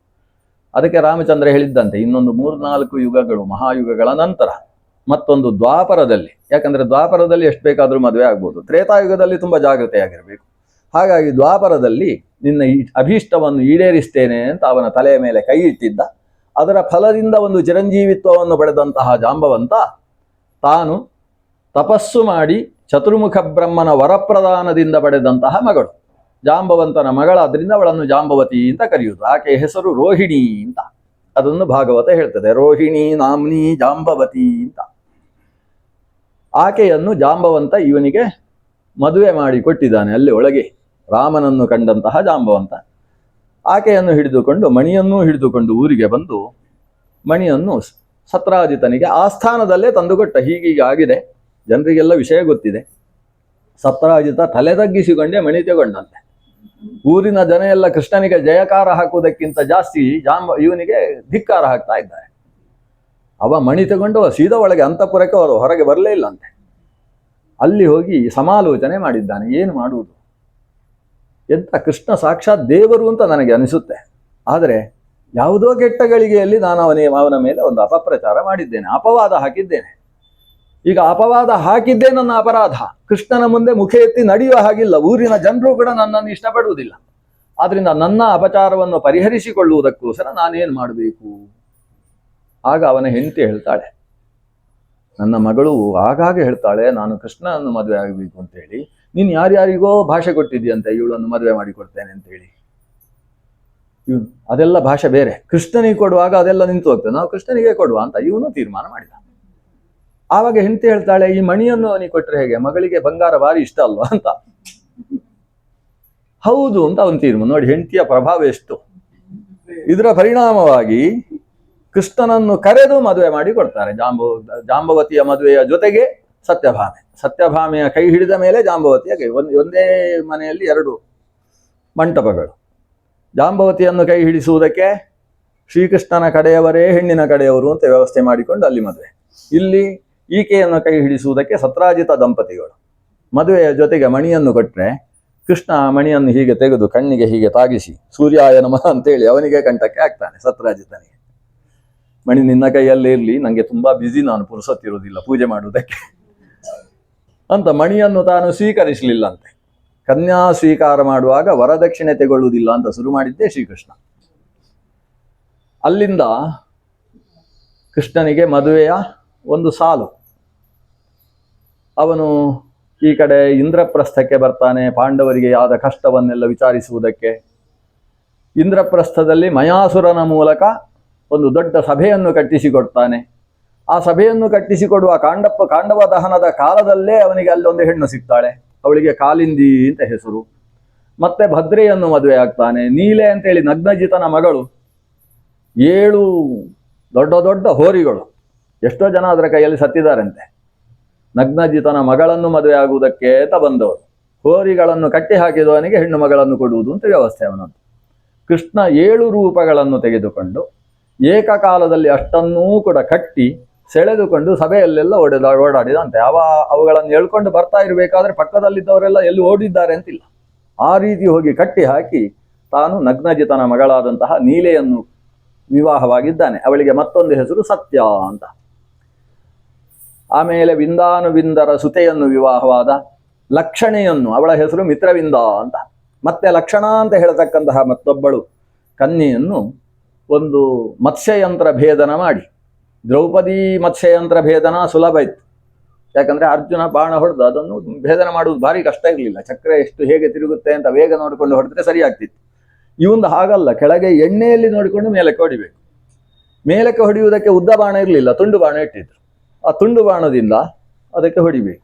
ಅದು ಕೂಡ ಹೀಗೆ ಕೆಳಗಿಂದ ಮೇಲಕ್ಕೆ ಹೋಗಿ ಹೊಡೆಯುವುದಲ್ಲ, ಮೇಲಕ್ಕೆ ಹೋಗಿ ಅಲ್ಲಿಂದ ಚಕ್ರದಲ್ಲಿ ಇಳಿದು ಅದು ಕೆಳಗೆ ಹೊಡಿಬೇಕಂತೆ. ಅಷ್ಟು ಕ್ಲಿಷ್ಟವಾದ ಮತ್ಸ್ಯಯಂತ್ರ ಭೇದನ ಯಂತ್ರವನ್ನು ತಾನು ಭೇದಿಸಿ ಲಕ್ಷಣ ಅಂತ ಹೇಳುವ 8ನೆಯವಳನ್ನು ವಿವಾಹವಾಗ್ತಾನೆ ಕೃಷ್ಣ. ಅಷ್ಟಮಹಿಷಿಯರು ಅಂತ ಇವರಿಗೆ ಪ್ರಸಿದ್ಧಿ. ಅಷ್ಟಮಹಿಷಿಯರ ಜೊತೆಗೆ ಅವ ಒಂದೇ ಸಿಂಹಾಸನದಲ್ಲಿ ಕೂತಿದ್ದಂತೆ. ನೀವು ಸಿಂಹಾಸನದ ಚಿತ್ರ ಹೇಗೆ ಬರಿಬಹುದು ಅಂತ ಆಲೋಚನೆ ಮಾಡಿ. 8 ಜನರನ್ನು ಕೂಡಿಸಬೇಕು, ಮಧ್ಯದಲ್ಲಿ ಕೃಷ್ಣ ಇರಬೇಕು. ಆ ಕಡೆ 4 ಈ ಕಡೆ 4 ಅಲ್ಲ, ಕೃಷ್ಣ ಬದಿಯಲ್ಲಿ ಕೂತ್ಕೊಳ್ಳುವುದಂತೆ. ಆ ಕಡೆ ಒಬ್ಬಳು ಈ ಕಡೆ 7 ಅಂತೆ. ಈ ವ್ಯವಸ್ಥೆ ಕೃಷ್ಣ ಆ ಆಸನದಲ್ಲಿ ಕೂಡ್ತಾ ಇದ್ದ. ಅವನು ಆಸನದಲ್ಲಿ ದರ್ಬಾರಿನಲ್ಲಿ ಕೂತಿರೋ ಹೊತ್ತಿಗೆ ಉಗ್ರಸೇನ ಸಿಂಹಾಸನದಲ್ಲಿ ಇದ್ದಾನೆ. ಕೃಷ್ಣನ ಎಡಭಾಗದಲ್ಲಿ ರುಕ್ಮಿಣೀ ದೇವಿ, ಬಲಭಾಗದಲ್ಲಿ ಸತ್ಯಭಾಮೆಯ ಜೊತೆಗೆ ಜಾಂಬವತಿ ಪ್ರಭೃತಿಗಳೆಲ್ಲ ಉಪವಿಷ್ಟರಾಗಿದ್ದಾರೆ. ಬಲರಾಮ ಅದಕ್ಕಿಂತ ಸ್ವಲ್ಪ ಎತ್ತರದ ಆಸನದಲ್ಲಿ ಉಗ್ರಸೇನನ ಸನ್ನಿಧಾನದಲ್ಲೇ ಯುವರಾಜನ ಸ್ಥಾನದಲ್ಲಿ ಕೂತಿದ್ದಾನೆ. ಅಷ್ಟರಲ್ಲಿ ಅಲ್ಲಿಗೆ ಎಷ್ಟೆಷ್ಟೋ ರಾಜರು ಬಂದರಂತೆ. ಅದಕ್ಕಿಂತ ಮೊದಲು ಒಂದು 5-6 ಋಷಿಗಳು ಬಂದು ಹೋದರು. ಅವರನ್ನೆಲ್ಲ ಮಾತಾಡಿಸಿ ಕಳಿಸಿದ. ಬಹಳಷ್ಟು ರಾಜರು, ಸಾವಿರ ಸಂಖ್ಯೆಯಲ್ಲಿ ರಾಜರುಗಳು ಎಲ್ಲ ಮಾತಾಡಿಕೊಂಡು ಒಂದು ಗುಂಪು ಕಟ್ಟಿಕೊಂಡು ಒಂದು ನಿಯೋಗ ಮಾಡಿಕೊಂಡು ಬಂದಿದ್ದಾರೆ. ಬಂದು ಉಗ್ರಸೇನನಿಗೆ ಕೈ ಮುಗಿದು ಶ್ರೀಕೃಷ್ಣನಿಗೆ ನಮಸ್ಕಾರ ಮಾಡಿ ಉಗ್ರಸೇನನ ಅನುಜ್ಞೆಯನ್ನು ಪಡೆದರು. ನಾವು ಕೃಷ್ಣನಲ್ಲಿ ಒಂದು ನಿವೇದನೆ ಮಾಡಿಕೊಳ್ಳುವುದಕ್ಕೆ ಬಂದಿದ್ದೇವೆ. ಪ್ರಾಗ್ಜ್ಯೋತಿಷಪುರದ ಅಸನದ ನರಕಾಸುರ ನಮ್ಮ ಹುಡುಗಿಯರನ್ನೆಲ್ಲ ಅಪಹರಿಸಿ ಬಹಳ ದಿವಸ ಆಯಿತು. ಚಿಕ್ಕ ಚಿಕ್ಕ ಹುಡುಗಿಯರು, 8 ವರ್ಷದ ಹುಡುಗಿ, 12 ವರ್ಷದ ಹುಡುಗಿ, ಇವರನ್ನೆಲ್ಲ ಅಪಹರಿಸಿದ್ದಾರೆ. ಅವನಿಗೆ ಊರಿಗೆ ಬಂದಾಗ ಯಾವುದೆಲ್ಲ ಸುಂದರವಾಗಿದೆ ಎಲ್ಲ ಬೇಕಂತೆ ಅವನಿಗೆ. ಸುಂದರವಾದದ್ದು ಹೆಣ್ಣು ಮಕ್ಕಳು ಮಾತ್ರ ಅಲ್ಲ, ಈ ಗಂಟಾಮಣಿ ತುಂಬಾ ಸುಂದರ ಇದೆ ಅಂದ್ರೆ ಮೆಲ್ಲ ಚೀಲಕ್ಕೆ ಹಾಕೊಂಡಾಯ್ತು. ಯಾವುದು ಚೆನ್ನಾಗಿದೆ ನೋಡುವುದು. ಹೀಗೆ ನೋಡಿದಾಗ ಯಾರ್ದೋ ಕಿವಿಯಲ್ಲಿದ್ದದ್ದು ಚಂದ ಕಂಡ್ರೆ ಅದು ಹೇಳ್ಕೊಂಡೇ ಹೋಗು, ಕಿವಿ ಹರ್ಕೊಂಡೇ ಹೋಗು. ದೇವಲೋಕಕ್ಕೆ ಹೋಗಿದ್ದ. ದೇವಲೋಕಕ್ಕೆ ಹೋದಾಗ 4 ದಂತದ ಆನೆಗಳನ್ನು ನೋಡಿದ. ಕುಮುದ, ಅಂಜನ, ಐರಾವತ, ಪುಂಡರೀಕ ಅಂತೇಳಿ ಒಂದು 8 ಆನೆಗಳುಂಟು. ಆನೆಗಳನ್ನು ನೋಡಿ ಇಂಥದ್ದು ಎಷ್ಟು ಆನೆ ಉಂಟು ಅಂತ ಅಗ್ನಿ ಹತ್ರ ಕೇಳಿದ. 8 ಇರುವುದು ಇಂಥ ಆನೆಗಳು ಅಂತ ಹೇಳಿದ. 8 ನಮ್ಮೂರಿಗೆ ಕಳಿಸು ಅಂತ ಹೇಳಿದ. ಒಂದು ಐರಾವತವನ್ನು ಅಲ್ಲಿ ಬಿಡಲಿಲ್ಲ. ಅಷ್ಟೂ ಗಜಗಳನ್ನು ತಂದು ತನ್ನಲ್ಲಿ ಇಟ್ಟುಕೊಂಡಿದ್ದ. ಉಚ್ಚೈಶ್ರವಸ್ಸು ಅಂತ ಹೇಳುವ ಒಂದು ಕುದುರೆ, ಅದ್ಭುತವಾದ ಕುದುರೆ. ಅದು ಒಮ್ಮೆ ಕೆನೆಯಿತು ಅಂತ ಆದರೆ ಊರಿನಲ್ಲಿ ಭೂಕಂಪ ಆಗ್ತದೆ. ಅಂತಹ ಕುದುರೆಯನ್ನು ತರಲಿಕ್ಕೆ ಅಂತ ಕೈ ಹಾಕಿದ, ಅಷ್ಟೊತ್ತಿಗೆ ಅದು ಇವನಿಗೆ ಒದ್ದು ಬಿಟ್ಟಿತ್ತು. ಅಷ್ಟಕ್ಕೆ ಬದುಕಿದದು. ಉಚ್ಚೈಶ್ರವಸ್ಸು ಅಲ್ಲಿ ಇತ್ತು.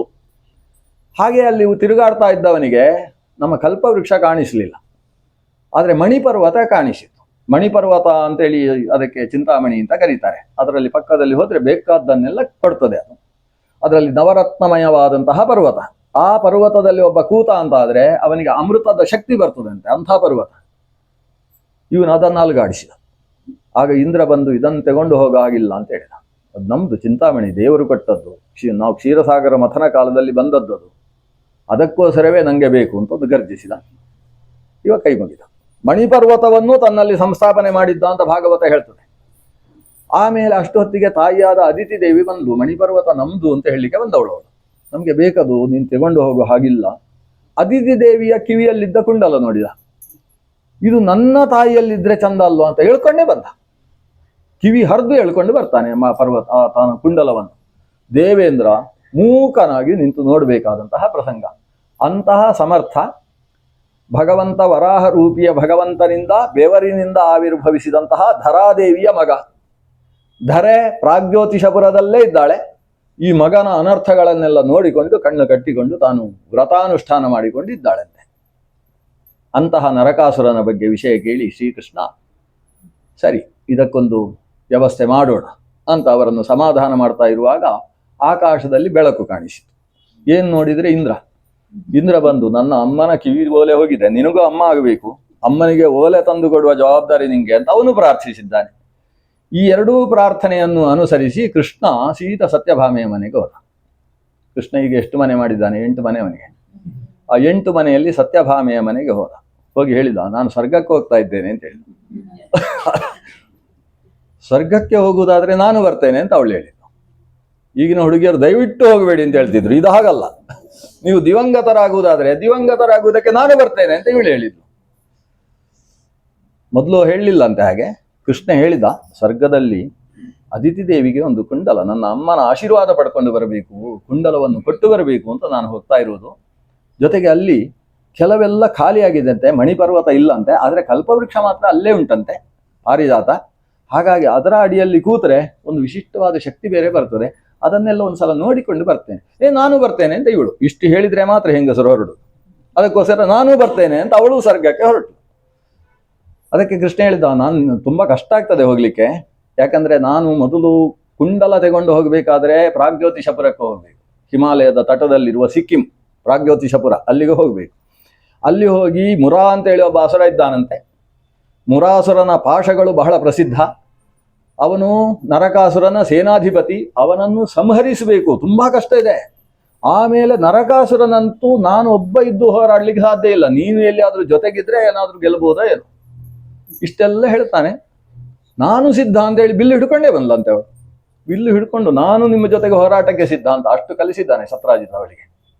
ಒಂದು ಸಾರಥ್ಯವನ್ನು ಕಲಿಸಿದ್ದಾನೆ, ಯುದ್ಧದ ನಾನಾ ರೀತಿಯ ಕೌಶಲಗಳನ್ನು ಕಲಿಸಿದ್ದಾನೆ. ಇವರಿಬ್ಬರು ಹೊರಟರು.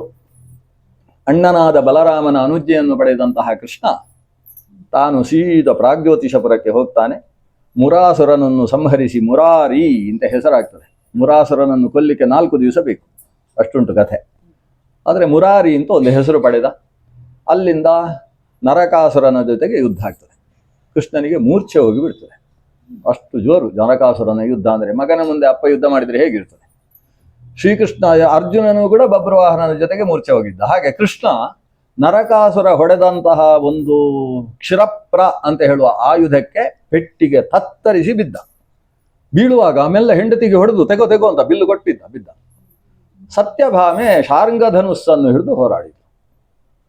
ಅವಳು ಹೋರಾಡ್ತಾ ಇದ್ದ ಹಾಗೆ ಕೃಷ್ಣ ಮೆಲ್ಲ ಎದ್ದು ನೋಡ್ತಾನೆ, ಹೇಗೆ ನನ್ನ ಹೆಂಡತಿಯ ಯುದ್ಧ ಹೇಗಿದೆ ಅಂತ ನೋಡಿ. ಅವಳು ದೊಡ್ಡ ಬಾಣ ಹಿಡಿದು ಎಳಿತಾ ಇರುವಾಗ ಎದ್ದು ಬಂದು ತಾನು ಜೋರಾಗಿ ಎಳೆದಂತೆ. ಇಬ್ಬರು ಒಟ್ಟಿಗೆ ಹೊಡೆದ ಬಾಣದಿಂದ ನರಕಾಸುರ ಸತ್ತ. ನರಕಾಸುರ ಹೊರಗೇಳಿದ್ದಂತೆ, ನಾನು ಸಾಯಬಾರ್ದು ಅಂತ. ಸಾಯುವುದೇ ಆದರೆ ನನ್ನ ಅಪ್ಪ ಅಮ್ಮ ಒಟ್ಟಿಗೆ ನಿಂತು ಹೋರಾಡಿದರೆ ಮಾತ್ರ ಸಾಯಬೇಕು ಅಂತ ಹೀಗೊಂದು ವಾರ. ಈ ಕೃಷ್ಣಂದು ನಾಟಕಗಳು ಎಷ್ಟು ಚಂದ. ಎದ್ದು ಬಂದು ಇಬ್ಬರೂ ಸೇರಿ ಬಾಣ ಹೊಡೆದು ಸಾಯಿಸಿದ್ದಾರೆ. ನರಕಾಸುರ ಸಾಯುವ ಹೊತ್ತಿಗೂ ಕೃಷ್ಣನನ್ನು ಸ್ತೋತ್ರ ಮಾಡಿದ. ಅವನ ಹೆಸರಿನಲ್ಲಿ ಊರಿನ ಎಲ್ಲಾ ಜನರು ಕೂಡ ಸ್ನಾನ ಮಾಡಿದ್ರಂತೆ. ಯಾಕಂದ್ರೆ ಅದು ಆಶ್ವಯುಜ ಶುಕ್ಲ ಚತುರ್ದಶಿಯ ದಿವಸ, ನರಕ ಚತುರ್ದಶಿ ಅಂತ ಅದಕ್ಕೆ ಹೆಸರಾಯಿತು. ಇವರು ಮಾತ್ರ ಸ್ನಾನ ಮಾಡಿದ್ದಲ್ಲ, ಊರಿಗೆಲ್ಲ ಸುದ್ದಿ ಹೋಯಿತು ನರಕಾಸುರ ಸತ್ತಿದ್ದಾನೆ ಅಂತ. ಆಗ ಒಟ್ಟು 16,100 ಮನೆಯಲ್ಲಿ ಉತ್ಸವ, ಪಟಾಕಿ ಹಾಕಿ ಉತ್ಸವ. ಯಾಕಂದ್ರೆ ನಮ್ಮ ಹುಡುಗಿಯರಿಗೆ ಬಿಡುಗಡೆ ಆಯಿತು ಅಂತ. ಅಷ್ಟು ಹುಡುಗಿಯರನ್ನು ತಂದು ರಾಶಿ ಹಾಕಿದ್ದವ ನರಕಾಸುರ. ನರಕಾಸುರ ಸತ್ತ ಮೇಲೆ ಊರಿನ ಪ್ರಜೆಗಳೆಲ್ಲ ಬಂದು ಕೃಷ್ಣನನ್ನು ಸ್ತೋತ್ರ ಮಾಡ್ತಾರೆ. ನಿನ್ನಿಂದಾಗಿ ಊರು ರಕ್ಷಣೆಯಾಯಿತು, ದುಷ್ಟನಾದ ರಾಜನನ್ನು ಕೊಂದು ಹಾಕಿದಿ, ನಾವು ಕೂಡ ಮನೆಯಲ್ಲಿ ಏನನ್ನೂ ಒಳ್ಳೆದ್ದನ್ನು ಇಟ್ಟುಕೊಳ್ಳುವ ಹಾಗಿಲ್ಲ, ಇವನ ಕಣ್ಣಿಗೆ ಬಿದ್ದರೆ ಸಾಕು ಹೇಳ್ಕೊಂಡು ಹೋಗ್ತಾನೆ ದುರುಳ, ಅವನನ್ನು ಸಂಹರಿಸಿ ಅವನ ಮಗನನ್ನು ನೀನು ಸಿಂಹಾಸನದಲ್ಲಿ ಕೂಡಿಸು ಅಂತ ಊರಿನ 10 ಪೌರರು ಹೇಳ್ತಾರೆ. ಕೃಷ್ಣ ಸೀದಾ ಒಳಗೆ ಹೋಗ್ತಾನೆ, ಪ್ರಾಗ್ಜ್ಯೋತಿಷಪುರವನ್ನು ಪ್ರವೇಶ ಮಾಡ್ತಾನೆ. ಸುಮಾರು ಪ್ರಾಗ್ಜ್ಯೋತಿಷಪುರದಿಂದ ಒಂದು 10 ಕಿಲೋಮೀಟರ್ ದೂರದಲ್ಲಿ ಮುರಾಸುರನ ಸಂಸ್ಥಾನ ಇದ್ದದ್ದು, ಅಲ್ಲಿ ನಡೆದ ಘಟನೆ ಇದು, ಯುದ್ಧ. ಅಲ್ಲಿಂದ ಪ್ರಾಗ್ಜ್ಯೋತಿಷಪುರಕ್ಕೆ ಹೋಗ್ತಾನೆ. ಪುರದಲ್ಲಿ ಹೋದಾಗ ಆನೆಗಳು ಸ್ವಾಗತಿಸ್ತವೆ ಇವನಿಗೆ, ನೀರು ಚೆಲ್ಲಿ ದಧ್ಯಕ್ಷತೆಗಳನ್ನು ಚೆಲ್ಲಿ ಸ್ವಾಗತಿಸ್ತವೆ. 4 ದಂತದ ಆನೆಗಳು, 2 ಸೊಂಡಿಲು. ಇದು ಎಲ್ಲಿದ್ದು ಅಂತ ಕೃಷ್ಣ ಕೇಳ್ತಾನೆ. ಅದು ನಮ್ಮ ರಾಜ ದೇವಲೋಕದಿಂದ ಹೇಳ್ಕೊಂಡು ಬಂದದ್ದು. ಅಲ್ಲಿಗೆ ಧರಾದೇವಿ ಬರ್ತಾಳೆ, ನರಕಾಸುರನ ತಾಯಿ. ಓಡಿ ಬಂದು ತನಗೆ ಅಂತ ತನ್ನ ಮಗ ಕೊಟ್ಟಿದ್ದಂತಹ 2 ಕುಂಡಲಗಳನ್ನು ಬಂಗಾರದ ತಟ್ಟೆಯಲ್ಲಿ ಕೃಷ್ಣನ ಹತ್ತಿರ ಸತ್ಯಭಾಮೆಯ ಕೈಯಲ್ಲಿ ಕೊಡ್ತಾಳೆ. ನೀನು ಹಾಕು ಅಂತ ಕೊಟ್ಟದ್ದವಳು, ನಿಜವಾಗಿ ಸತ್ಯಭಾಮೆಯ ಕೈಯಲ್ಲಿ ಕೊಡ್ತಾಳೆ. ಸತ್ಯಭಾಮೆ ಕೃಷ್ಣನಿಗೆ ಅರ್ಪಿಸ್ತಾಳೆ. ಕೃಷ್ಣ ಧರಾದೇವಿಗೆ ನಮಸ್ಕಾರ ಮಾಡ್ತಾನಂತೆ. ನೋಡಿ ದೊಡ್ಡವಳು ಅಂತ ಧರಾದೇವಿಗೆ ನಮಿಸ್ತಾನೆ. ಧರಾದೇವಿ ಕೃಷ್ಣನ ಪಾದವನ್ನು ಹಿಡ್ಕೊಂಡು ತಾನು ಪ್ರಾರ್ಥನೆ ಸಲ್ಲಿಸ್ತಾಳೆ. ನೋಡಿ ಪುಟ್ಟ ಮಗು, ಇವನಿಗೆ ಭಗದತ್ತ ಅಂತ ಹೆಸರು, ನನ್ನ ಮೊಮ್ಮಗ, ಇವನನ್ನು ನಿನ್ನ ಪಾದ ತಲದಲ್ಲಿ ಹಾಕಿದ್ದೇನೆ, ರಕ್ಷಣೆ ಮಾಡುವ ಭಾರ ನಿನ್ನದು. ಇವನು ಒಳ್ಳೆಯ ವ್ಯಕ್ತಿಯನ್ನಾಗಿ ಬೆಳೆಸುವುದಕ್ಕೆ ಬಹಳ ಪ್ರಯತ್ನ ಪಟ್ಟಿದ್ದೇನೆ, ನನ್ನ ಮೊಮ್ಮಗನನ್ನು. ಪ್ರಾರ್ಥಿಸಿದ್ದಕ್ಕೆ ಕೃಷ್ಣ ಇವನೇ ಮುಂದಕ್ಕೆ ಈ ದೇಶದ ರಾಜ ಅಂತ ಹೇಳಿದ. ಈ ಏನೇನು ಇಲ್ಲಿ ತಂದದ್ದುಂಟು, ಅಲ್ಲಿ ಒಂದು ಮಣಿಪರ್ವತ ನೋಡಿದ. ಮಣಿಪರ್ವತಕ್ಕೆ ಸುತ್ತುವರೆದು ಬಂದು ಕೈ ಮುಗಿತಾನೆ. ಅಲ್ಲಿ ರಾಕ್ಷಸರು ದೈತ್ಯರೆಲ್ಲ ಇರ್ತಾರೆ, ಅವರ ಹತ್ರ ಹೇಳ್ತಾನೆ ಇದನ್ನು ದೇವಲೋಕಕ್ಕೆ ಕಳಿಸಿ ಅಂತೇಳಿ. ಆಮೇಲೆ ಒಂದು ಛತ್ರ, ಕಾಂಚನ ಸ್ರಾವಿ ಛತ್ರ, ವಾರುಣ ಛತ್ರ ಅಂತ ಅದಕ್ಕೆ ಹೆಸರು, ಅದನ್ನು ದೇವಲೋಕಕ್ಕೆ ಕಳಿಸಿದ. ಈ 4 ದಂತದ ಆನೆಗಳನ್ನು ಕೂಡ ಕಳಿಸಿದ್ದಾನೆ.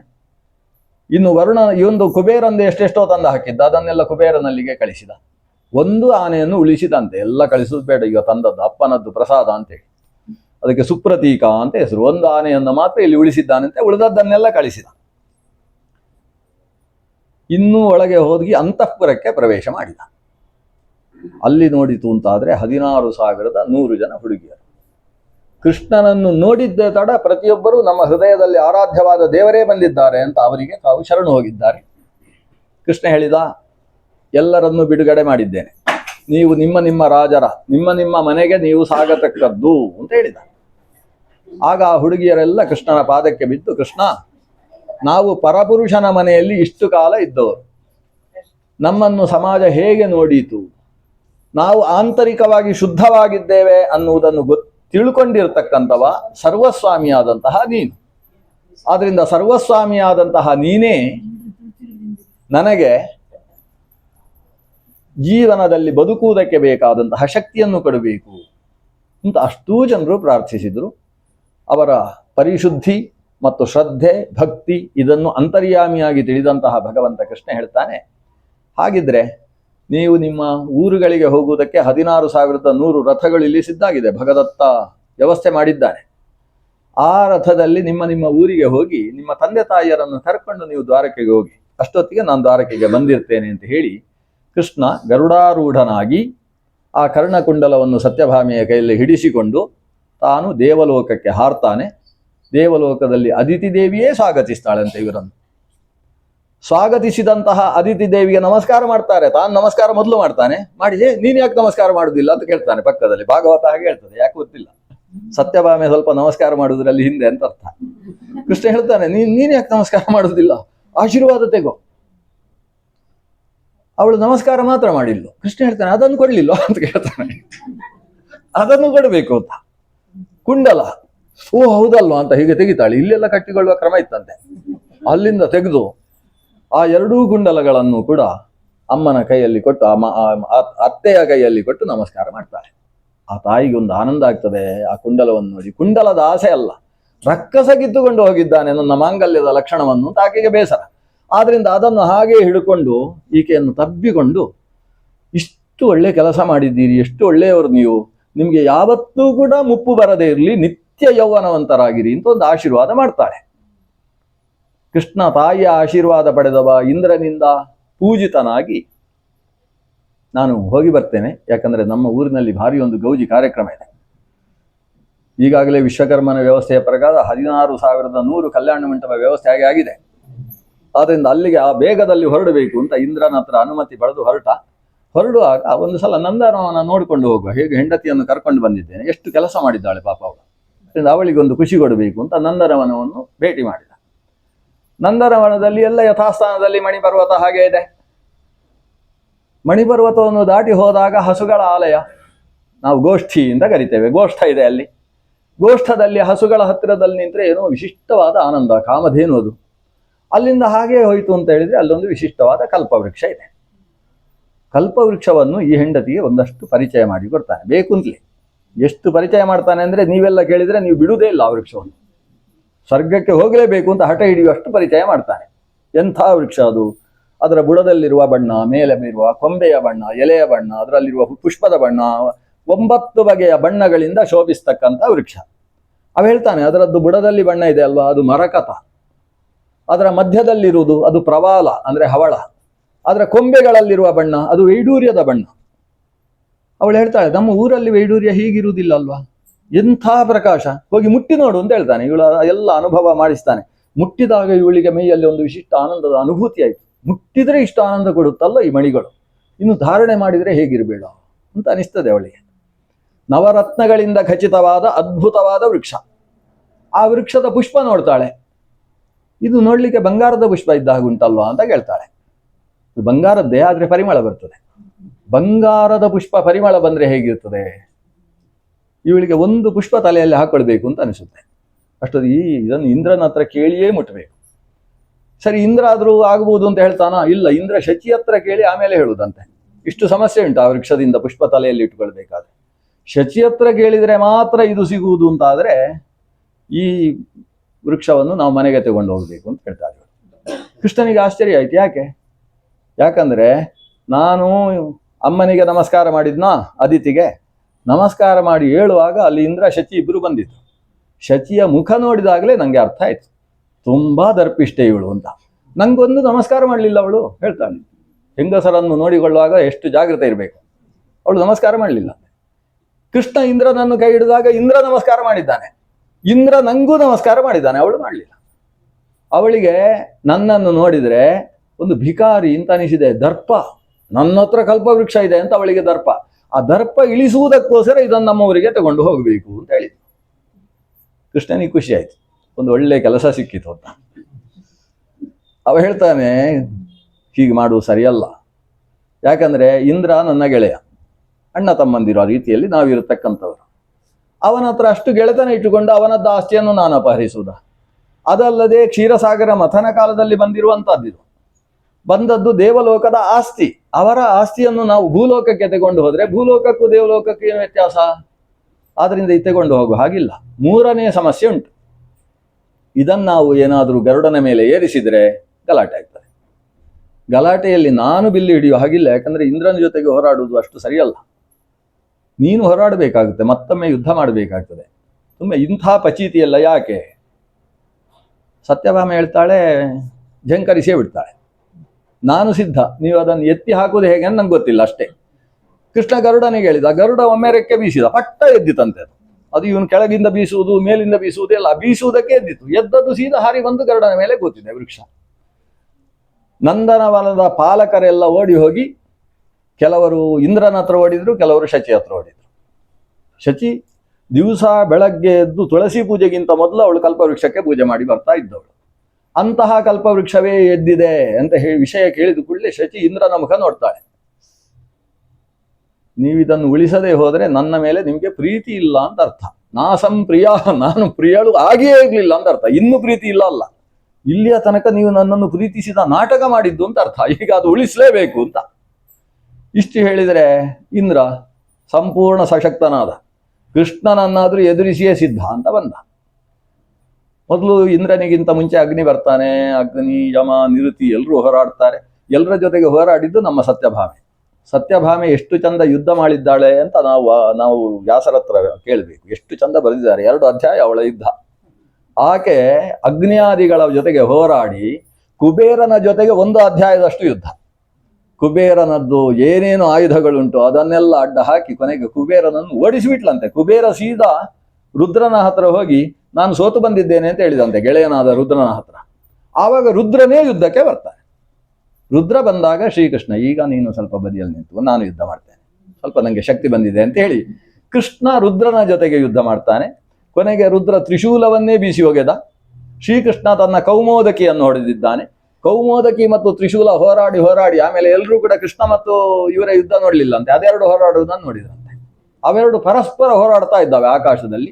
ಕೊನೆಗೆ ತ್ರಿಶೂಲವನ್ನು ದಬ್ಬಿ ಹೋಗಿ ಸಮುದ್ರದಲ್ಲಿ ಹಾಕಿ ಕೌಮೋದಕಿ ಬಂತಂತೆ. ಕೌಮೋದಕಿ ಕೃಷ್ಣನ ಕೈಗೆ ಬರುವಾಗ ತ್ರಿಶೂಲ ಮತ್ತೆ ರುದ್ರನ ಕೈಗೆ ಬಂತಂತೆ. ಆಗ ರುದ್ರ ಒಂದು ನಮಸ್ಕಾರ ಮಾಡಿ ಹೋದಂತೆ. ಇಷ್ಟೇ ಕಥೆ. ಅದು ಯಾಕೆ ಏನು ಅಂತ ನೀವು ಆಮೇಲೆ ಆಲೋಚನೆ ಮಾಡ್ತಾ ಇರಿ. ಒಟ್ಟು ರುದ್ರನೂ ಕೂಡ ಯಾವಾಗ ಕೈಲಾಸಕ್ಕೆ ಹೋದ ಆವಾಗ ಇಂದ್ರನೂ ಬಂದು ಕೃಷ್ಣನ ಮುಂದೆ ಸೋತು ತಾನು ಹಿಂದೆ ಸರಿದಾಗ ಸತ್ಯಭಾಮೆ ಹೇಳ್ತಾಳೆ, ಏನು ಇಂದ್ರ, ನೀನು ಹಾಗೆ ಹೋದ್ರೆ ಶಚಿದೇವಿ ನಿನ್ನನ್ನು ಅಪಮಾನ ಮಾಡುವುದಿಲ್ಲ ಅಂತ ಕೇಳ್ತಾಳೆ. ನೀನು ಕಲ್ಪವೃಕ್ಷ ಇಲ್ಲದೆ ಹಾಗೆ ಹೋದರೆ ಶಚಿದೇವಿ ನಿನ್ನನ್ನು ಅವಮಾನ ಮಾಡುವುದಿಲ್ಲ, ಯಾಕೆ ಹೋಗಿದ್ದಿ, ಬಾ ಯುದ್ಧಕ್ಕೆ, ನಾನು ಬೇಕಾದ್ರೆ ಹೋರಾಡ್ತೇನೆ ಅಂತ ಸತ್ಯಭಾಮೆ ಮಾತಾಡಿದ್ರು.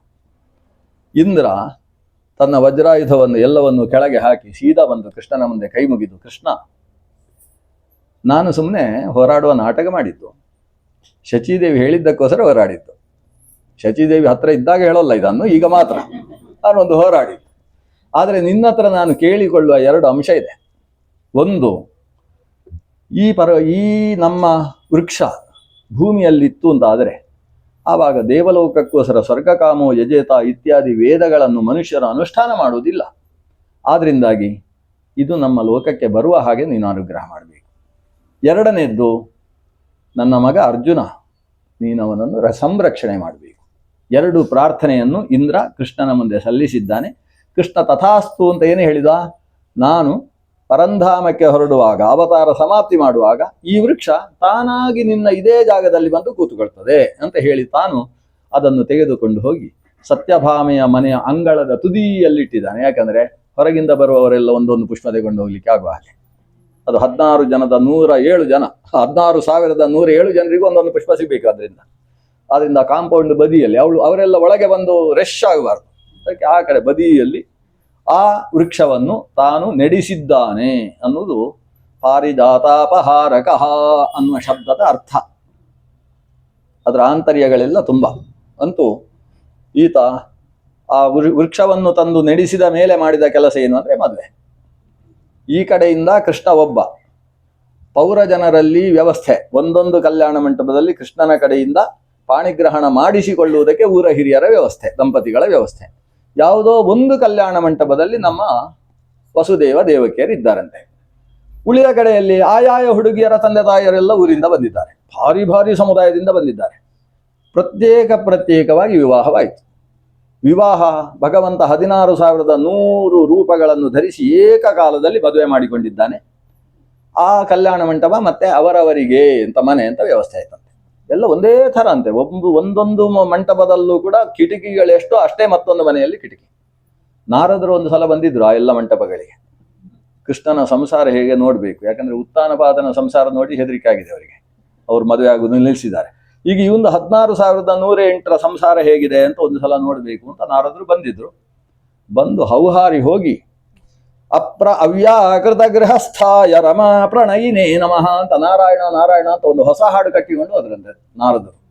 ಅಂಥ ಸಂಸಾರದಲ್ಲಿ ಮಕ್ಕಳಿಗೆ ಒಂದು ಮನೆಯಲ್ಲಿ ಪಾಠ ಹೇಳ್ತಾ ಇದ್ದಾನೆ. ನಾರದರು ಹೋಗಿ ಒಂದು ಮನೆಯಲ್ಲಿ ಕೇಳಿದರು, ತಾಯಿ ನಿಂಗೆ ಎಷ್ಟು ಮಕ್ಕಳು? ಅದಕ್ಕೆ ಅವಳು ಹೇಳಿದ್ಲು, 5 ಆಗಿದೆ, 6ನೇದ್ದು ಹೊಟ್ಟೆಯಲ್ಲಿ ಉಂಟು ಅಂತ ಹೇಳಿ. ಓ, ವಿಷಯ ಗೊತ್ತಾಯ್ತು. ಸರಿ, ಇದಕ್ಕೆ ಏನೇನು ಹೆಸರಿಟ್ಟಿದ್ದಾರೆ? ಹೀಗೆ ಹೆಸರು, 4 ಅಕ್ಷರದ್ದು ಕೆಲವರಿಗೆ, 3 ಅಕ್ಷರದ್ದು ಕೆಲವರಿಗೆ, ವ್ಯವಸ್ಥೆ ಹೀಗೆ. ಇನ್ನೊಂದು ಮನೆಗೆ ಹೋದ್ರು ನಾರದರು. ಸ್ವಲ್ಪ ಇನ್ನೊಬ್ಬರ ಹತ್ರ ಮಾತಾಡಿ, ನಿಮ್ಗೆ ಎಷ್ಟು ಮಕ್ಕಳು ಅಂತ ಹೇಳಿ. ಅವಳು ಹೇಳ್ತಾಳೆ, ಇಷ್ಟ ಆಗಿ ಇನ್ನೊಂದು ಹೊಟ್ಟೆಯಲ್ಲಿ ಉಂಟು, ಸಮಾನ ಅಲ್ಲ. ಉಪನಯನ ಯಾರಿಗೆ? ಅದು ಇಬ್ಬರಿಗೆ ಉಪನಯನ ಆಗಿದೆ, ಇನ್ನೊಬ್ಬರಿಗೆ ಫಿಕ್ಸ್ ಆಗಿದೆ 8ನೇ ದಿವಸಕ್ಕೆ ಅಂತ. ಇನ್ನೊಂದು ಮನೆಯಲ್ಲಿ ಕೇಳಿದ್ರು ಹಾಗೆ. ಅಯ್ಯೋ, ಈ ಶ್ರೀಕೃಷ್ಣನಲ್ಲಿ ಯಾರಿಗೂ ಹಚ್ಚಿ ಹಾಕುವುದಕ್ಕೆ ವಿಷಯಗಳೇ ಇಲ್ಲ. 10 ಹತ್ತೆನಿಪ ಕ್ರಮದಿಂದ ಅಂತ ಅಷ್ಟೂ ಪತ್ನಿಯರಲ್ಲೂ ಕೂಡ 10 ಜನ ಗಂಡು ಮಕ್ಕಳು, 1 ಹೆಣ್ಣು ಮಗು ಅನ್ನುವ ವ್ಯವಸ್ಥೆ ಕೃಷ್ಣನದ್ದು. ಅದಕ್ಕೋಸ್ಕರ ಇದು ಮಾನುಷ ಸೃಷ್ಟಿ ಅಲ್ಲ ಅನ್ನೋದು ಸ್ಪಷ್ಟವಾದದ್ದು. ಕೃಷ್ಣ ಅಷ್ಟೂ ಮಕ್ಕಳಿಗೂ ತಾನೇ ಪಾಠವನ್ನು ಹೇಳಿ ಅವರನ್ನು ಶಾಸ್ತ್ರ ಪಾರಂಗತರನ್ನಾಗಿಸಿದಂತಹ ಭಗವಂತನ ಅದ್ಭುತವಾದ ಗಾರ್ಹಸ್ಥ್ಯ.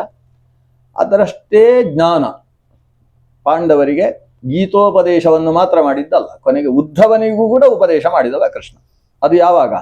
ಕೃಷ್ಣನಿಗೆ 106 ವರ್ಷ 4 ತಿಂಗಳಾಗಿತ್ತು. 106 ಶತಮಾನ ಶಾಂತಿಯೆಲ್ಲ ಸಾಂಬ ಮೊದಲಾದವರು ಸೇರಿ ಮಾಡಿದ್ದಾರೆ. ಇಷ್ಟರಲ್ಲಿ ರುಕ್ಮಿಣೀ ದೇವಿಯಲ್ಲಿ ಪ್ರದ್ಯುಮ್ನನ ಆವಿರ್ಭಾವ ಆಗಿದೆ. ಪ್ರದ್ಯುಮ್ನ ಹುಟ್ಟಿದ 2 ದಿವಸಕ್ಕೆ ಪ್ರದ್ಯುಮ್ನ ಕಾಣೆ, ಮಗು ಇಲ್ಲ, ತೊಟ್ಟಿಲಲ್ಲಿದ್ದ ಮಗು ಇಲ್ಲ. ಊರಲ್ಲೆಲ್ಲ ಹಾಹಾಕಾರ, ಕೃಷ್ಣನ ಮಗು ಎಲ್ಲಿ ಹೋಯ್ತು, ಮಗು ಹೇಗೆ? ಆ ಮಗು ಪಡೆಯುವುದಕ್ಕೋಸ್ಕರ ಕೃಷ್ಣ ಕೈಲಾಸಕ್ಕೆ ಹೋಗಿ ತಪಸ್ಸು ಮಾಡಿ ಬಂದಿದ್ದಾನೆ, ಬೇರೆ ಅಂಥ ಮಗು ಇಲ್ಲ ಅಂತ. ಕೊನೆಗೆ 4 ವರ್ಷ ಆದ್ಮೇಲೆ ಆ ಮಗು ಬಂತು. ಬರುವಾಗ ಸುಮಾರು 22 ವರ್ಷದ ವಯಸ್ಸಿನ ಹಾಗೆ, 4 ವರ್ಷದಲ್ಲಿ ಅಷ್ಟು ಬೆಳೆದು ಒಂದು ಹೆಂಡತಿಯನ್ನು ಕರ್ಕೊಂಡು ಬಂತು. 4 ವರ್ಷಕ್ಕೆ ಇವನಿಗೊಂದು ಮದುವೆ. ಆ ಹೆಂಡತಿಯ ಹೆಸರು ಮಾಯಾವತಿ ಅಂತ ಹೆಸರು. ಶಂಬರಾಸುರನನ್ನು ಸಂಹಾರ ಮಾಡಿ ಈ ಪ್ರದ್ಯುಮ್ನ ಮಾಯಾವತಿಯನ್ನು, ಅಂದ್ರೆ ಪ್ರದ್ಯುಮ್ನ ಅಂದ್ರೆ ಸಾಕ್ಷಾತ್ ಕಾಮ, ಸಾಕ್ಷಾತ್ ಮನ್ಮಥ, ರತಿಯೇ ಮಾಯಾವತಿಯಾಗಿ ಆವಿರ್ಭವಿಸಿದ್ದಾಳೆ. ಆಕೆಯ ಜೊತೆಗೆ ಮನೆಗೆ ಬರ್ತಾನೆ. ಮನೆಗೆ ಬರುವಾಗ ಎಲ್ಲರೂ ದೂರ ಹೋದ್ರಂತೆ, ಯಾಕಂದ್ರೆ ಕೃಷ್ಣ ಎಲ್ಲಿಗೋ ಹೋದವ ಬಂದ ಅಂತ, ಕೃಷ್ಣ ಬಂದ ಅಂತ. ಆದ್ರೆ ದೇವಕಿ ದೇವಿ ಹೊರಗೆ ಬರ್ತಾಳೆ, ಆಮೇಲೆ ರುಕ್ಮಿಣೀ ದೇವಿ ಬರ್ತಾಳೆ. ರುಕ್ಮಿಣೀ ದೇವಿ, ಇದು ಕೃಷ್ಣ ಅಲ್ಲ, ನನ್ನ ಮಗ ಇದ್ದಾಗಿದ್ದಾನಲ್ವ ಅಂತ ಸೀದಾ ಹೋಗಿ ಅವನು ನಮಸ್ಕಾರ ಮಾಡ್ತಾನೆ, ಇವಳು ಹೇಳ್ಕೊಳ್ತಾಳೆ. ಅಷ್ಟು ಬೇಗ ಆ ಮಾಯಾವತಿಯೇ ಹಾಕಿದ ರಾಸಾಯನಗಳ ಬಲದಿಂದ ಶೀಘ್ರ ವಯಸ್ಸನ್ನು ಪಡೆದು ಬೆಳೆದು ಬಂದವ ಪ್ರದ್ಯುಮ್ನ, ಶ್ರೀಕೃಷ್ಣನ ಮೊದಲ ಮಗ. ಪ್ರದ್ಯುಮ್ನನಿಗೆ ಮತ್ತೆ ಮದುವೆ ಆಗ್ತದೆ, ಇನ್ನೊಂದು ಮದುವೆ, ಕೃಷ್ಣನ ಮಗ ಅಲ್ವಾ. ಹಾಗಾಗಿ ಅವನಿಗೆ ಅನಿರುದ್ಧ ಅಂತ ಹೇಳುವ ಮತ್ತೊಬ್ಬ ಮಗನ ಆವಿರ್ಭಾವ ಆಗ್ತದೆ. ಹೀಗೆ ಕೃಷ್ಣನ ವಾಸುದೇವ ಸಂತಾನ ಪ್ರಭಾವವನ್ನು ನಿರೂಪಿಸುವುದಕ್ಕೆ ಸಹಸ್ರ ಫಣನಾದಂತಹ ವಾಸುಗಿಗೂ ಕೂಡ ಸಾಧ್ಯ ಇಲ್ಲಂತೆ, ಅಂತಹ ವಂಶ ವಿಸ್ತಾರ ಶ್ರೀಕೃಷ್ಣನದ್ದು. ಹಾಗಾಗಿ ಯಾರಿಗಾದರೂ ವಂಶ ವಿಸ್ತಾರವಾಗಲಿ ಅಂತ ಆಶೀರ್ವಾದ ಮಾಡುವಾಗ ಅದು ರುಕ್ಮಿಣಿ ವಾಸುದೇವಾವಿವ ನಿರಂತರ ಪ್ರವರ್ಧಮಾನ ಸಂತಾನ ಪ್ರಭಾವವು ಭೂಯಾಸ್ತಾಂ ಅಂತ ಆಶೀರ್ವಾದ ಮಾಡುವ ಕ್ರಮ ಇದೆ. ಕೃಷ್ಣ ತನ್ನ 106ನೇ ವರ್ಷ 4 ತಿಂಗಳಾಗುವಾಗ ದೇವತೆಗಳೇ ಬಂದು ಹೇಳಿದರು, ಕೃಷ್ಣ ಎಲ್ಲ ಮಾಡುವ ಕೆಲಸ ಎಲ್ಲ ಆಯ್ತು, ನೀನು ಮುಗಿಸ್ಬೋದು ಅಂತ ಕೇಳಿದರು. ಶರಚ್ಛತಂ ಯತೀಯಾಯ 25 ಪ್ರಭೋ. ದೇವತೆಗಳ ಪ್ರಾರ್ಥನೆಯನ್ನು ಕೇಳಿದಂತಹ ಕೃಷ್ಣ ತಾನು ಅವತಾರ ಸಮಾಪ್ತಿಗೆ ವ್ಯವಸ್ಥೆಯೆಲ್ಲ ಮಾಡಿಕೊಳ್ತಾನೆ. ಒಂದು ಗಾಂಧಾರಿಯಿಂದ ಶಾಪ ಬೀಳುವ ಹಾಗೆ ವ್ಯವಸ್ಥೆ ಮಾಡಿದ, ಪರಸ್ಪರ ಹೋರಾಡಿ ಸಾಯಿರಿ ಅಂತ ಕೃಷ್ಣನದ್ದೇ ವ್ಯವಸ್ಥೆ. ಆಮೇಲೆ ಒಂದು ಒನಕೆಯನ್ನೆಲ್ಲ ತಿಕ್ಕಿ ಸಮುದ್ರದ ಬದಿಯಲ್ಲಿ ಜೊಂಡು ಹುಲ್ಲು ಬೆಳೆಯುವ ಹಾಗೆ ವ್ಯವಸ್ಥೆ ಮಾಡಿದ್ದಾನೆ. ಇಷ್ಟೆಲ್ಲ ವ್ಯವಸ್ಥೆ ಮಾಡಿಸಿಕೊಂಡು ಕೊನೆಗೆ ಉದ್ಧವನನ್ನು ಕರೀತಾನೆ. ಎಲ್ಲರೂ ಅಶಾಶ್ವತ, ಹುಟ್ಟಿದವ ಒಂದಲ್ಲ ಒಂದು ದಿವಸ ಮಣ್ಣಾಗತಕ್ಕದ್ದು. ಆದರೆ ಅವ ಸಂಪಾದಿಸಿದ ಜ್ಞಾನವನ್ನು ಮಣ್ಣು ಮಾಡುವ ಹಾಗಿಲ್ಲ, ಜ್ಞಾನವನ್ನು ಉಳಿಸಿ ಹೋಗಬೇಕು. ಅದಕ್ಕೋಸ್ಕರ ಭೀಷ್ಮಾಚಾರ್ಯರು 525 ವರ್ಷ ಪಾಠ ಕೇಳಿದವರು, ಪರಶುರಾಮಾಚಾರ್ಯರಲ್ಲಿ ಮತ್ತು ಬೃಹಸ್ಪತ್ಯಾಚಾರ್ಯರಲ್ಲಿ. ಅಂಥ ಭೀಷ್ಮರು ಶರಶಯ್ಯೆಯಲ್ಲಿ ಮಲಗಿದ್ದಾಗ ಪಾಂಡವರನ್ನೆಲ್ಲ ಕರ್ಕೊಂಡು ಹೋಗಿ ಅವರ ಅನುಶಾಸನ ಪರ್ವ, ಶಾಂತಿ ಪರ್ವಗಳಲ್ಲಿ ಉಪದೇಶವನ್ನು ಹೇಳಿಸಿದವ ಕೃಷ್ಣ. ಜ್ಞಾನವನ್ನು ಹಾಗೇ ನಾಶ ಮಾಡಬಾರ್ದು, ಅದನ್ನು ಉಳಿಸಿ ಹೋಗಬೇಕು ಅನ್ನೋದು ವ್ಯವಸ್ಥೆ. ಕೃಷ್ಣ ಉದ್ಧವನಿಗೆ ಕೊಟ್ಟ ಜ್ಞಾನದ ರಾಶಿಗೆ ಉದ್ಧವ ಗೀತೆ ಅಂತ ಹೆಸರು. ಆಮೇಲೆ 12 ಸ್ಕಂಧ ಪ್ರಾರಂಭ ಆಗ್ತದೆ. 12 ಸ್ಕಂಧದಲ್ಲಿ ಏನು ಕಥೆ? ಕಲಿಯುಗದ ಕಥೆ. ಇಷ್ಟೆಲ್ಲ ಒಳ್ಳೆ ಕಥೆ ಕೇಳಿ ಅದೊಂದು ಯಾಕೆ ಕೇಳು, ನಾವು ನೋಡ್ತಾ ಇಲ್ವಾ? ಆದ್ರೆ ಹೇಳ್ತಾರೆ ಕಲಿಯುಗದಲ್ಲಿ ಏನಾಗ್ತದೆ ಅಂದ್ರೆ ಅಣ್ಣ ತಮ್ಮಂದ್ರೆ ಗಲಾಟೆ ಅಂತೆ, ಕಲಹ. ಕಲಿ ಅಂದ್ರೆ ಕಲಹ, ಗಂಡ ಹೆಂಡತಿಯೂ ಕೂಡ ಗಲಾಟೆ ಅಂತೆ. ಅಕ್ಕಪಕ್ಕದ ಮನೆಯವರಿಗೆ ಯಾಕಿಷ್ಟು ಗಲಾಟೆ ಮಾಡ್ತಾರೆ ಅನ್ಸೋದು. ನೋಡಿದ್ರೆ ನಾವು ಹಾಗೆ ಮಾಡ್ತೇವಲ್ಲ ಅಂತ ಸಮಾಧಾನ ಅಂತೆ. ಇದೆಲ್ಲ ಸಮಾಧಾನ ಮಾಡಿಕೊಳ್ಳುವುದಂತೆ ಅವರೆಲ್ಲ. ಹೀಗೆ ಕಲಿಯುಗದ ಕಥೆ. ರಾಜನನ್ನು ಮಂತ್ರಿ ಸಾಯಿಸುವುದು, ಚಿಕ್ಕಪ್ಪನ ಮಗ ದೊಡ್ಡಪ್ಪನ ಮಗನನ್ನು ಮುಳುಗಿಸಿ ತಾನು ಸಿಂಹಾಸನದಲ್ಲಿ ಕೂತುಕೊಳ್ಳುವುದು, ಎಲ್ಲರ ಕಥೆ. ನವನಂದರ ಕಥೆಯೂ ಇದೆ, ಚಾಣಕ್ಯನ ಕಥೆಯೂ ಇದೆ 12ನೇ ಸ್ಕಂದದಲ್ಲಿ. ಕಲಿಯುಗದಲ್ಲಿ ಏನೇನು ನಡೀತದೆ. ಕೊನೆಗೆ ಆ ಕಡೆಯಿಂದ ಇಷ್ಟೇ ಗಡ್ಡ ಬಿಟ್ಟವರೆಲ್ಲ ಬರ್ತಾರಂತೆ, ಅವರನ್ನು ಮ್ಲೇಂಛರು ಅಂತ ಕರೀತಾರೆ. ಮ್ಲೇಂಛರುಗಳು ಸನಾತನ ಧರ್ಮವನ್ನು ಕಿತ್ತು ಹಾಕುವುದಕ್ಕೆ ಪ್ರಯತ್ನಿಸ್ತಾ ಇದ್ದರೆ ಅನೇಕ ಸನಾತನಿಗಳು ಕೂಡ ಧರ್ಮ ಭ್ರಷ್ಟರಾಗಿ ಹೋಗ್ತಾರೆ, ತಮ್ಮ ಧರ್ಮವನ್ನು ತಾವೇ ದ್ವೇಷಿಸುವುದಕ್ಕೆ ಆರಂಭಿಸ್ತಾರೆ. ಇದೆಲ್ಲ ಕಲಿಯುಗದಲ್ಲಿ ನಡೆಯತಕ್ಕಂಥ ಸಾಮಾನ್ಯವಾದ ಘಟನೆ. ದೇವರ ಹೆಸರು ಇಟ್ಟುಕೊಂಡಿರ್ತಾರೆ, ಶ್ರೀರಾಮಚಂದ್ರ ಅಂತ ಹೆಸರಿಟ್ಟಿರ್ತಾರೆ, ಇಲ್ಲ ಯಾವುದು ಬಲರಾಮ ಅಂತ ಹೆಸರಿಡ್ತಾರೆ, ಪರಶುರಾಮ ಅಂತ, ಸಿದ್ಧರಾಮ ಅಂತ, ಹೀಗೆ ಅನೇಕ ನಾಮಗಳನ್ನು ಇಟ್ಟುಕೊಳ್ತಾರೆ. ಆದರೆ ಧರ್ಮವನ್ನು ವಿರೋಧಿಸ್ತಾ ಇರ್ತದೆ. ದೇವರ ಹೆಸರೇ ಇಟ್ಟುಕೊಂಡು ದೇವರಿಗೆ ಅಪಚಾರ ಮಾಡ್ತಕ್ಕಂಥ ವ್ಯವಸ್ಥೆ ಎಲ್ಲ ಇರ್ತದಂತೆ. ಇದು ಕಲಿಯುಗದ ಧರ್ಮ, ಅದನ್ನು ನಾವು ವಿರೋಧಿಸುವುದಕ್ಕಿಲ್ಲ. ದೇವರೇ ಅಂತ ದೇವರಲ್ಲಿ ಕೈ ಮುಗಿಬೇಕು. ಇದರ ಜೊತೆಗೆ ಏನು ನಡೀತದೆ, ಇಂತಹ ಕಲಿಯುಗದಲ್ಲೂ ಒಂದು ಒಳ್ಳೆ ಗುಣ ಇದೆ. ಕಲೇರ್ ದೋಷ ನಿಧೇ ರಾಜನ್ ಅಸ್ತಿಹ್ಯೇಕೋ ಮಹಾನ್ ಗುಣ ಕೀರ್ತನಾ ದೇವ ಕೃಷ್ಣಸ್ಯ ಮುಕ್ತ ಸಂಘ ಪರಂ ವ್ರಜೇತ್. ಇಂತಹ ದೋಷ ನಿಧಿ ಅನಿಸಿದ ಕಲಿಯಲ್ಲೂ ಕೂಡ ಒಂದು ದೊಡ್ಡ ಗುಣ ಇದೆ. ಭಗವಂತನ ಸಂಕೀರ್ತನೆ ಮಾಡಿದರೆ ಸಾಕು, ಕಲಿಯುಗದಲ್ಲಿ ಆತ ಸಂಘ ತ್ಯಾಗ ಮಾಡಿಕೊಂಡು ಪರಮಾತ್ಮನನ್ನು ಹೊಂದುತ್ತಾನೆ ಅಂತ ವಿಶೇಷ ಗುಣ ಕಲಿಯುಗದಲ್ಲಿದೆ. ಅದನ್ನ ಕಲಿಯುಗದಲ್ಲಿ ಸಂಕೀರ್ತನೆಗೆ ಕಲವು ಸಂಕೀರ್ತನ ಪ್ರಾಯೈಹಿ ಯಜಂತಿ ಸ್ಮ ಸುಮೇಧಸಃ. ಸಂಕೀರ್ತನ ಮೊದಲಾದ ವಿಧಾನದಿಂದ, ಭಜನೆ ಮೊದಲಾದಂತಹ ವಿಧಾನದಿಂದ ಭಗವಂತನನ್ನು ಕೀರ್ತನೆ ಮಾಡುವಂತಹದ್ದು ಕಲಿಯುಗದ ಮಹಾಧರ್ಮ ಅಂತ. ಹೀಗೆ ಕಲಿಯುಗದ ಮಹತ್ವ ಹೇಳುವಾಗ 7 ದಿವಸ ಮುಗ್ದಿದೆ.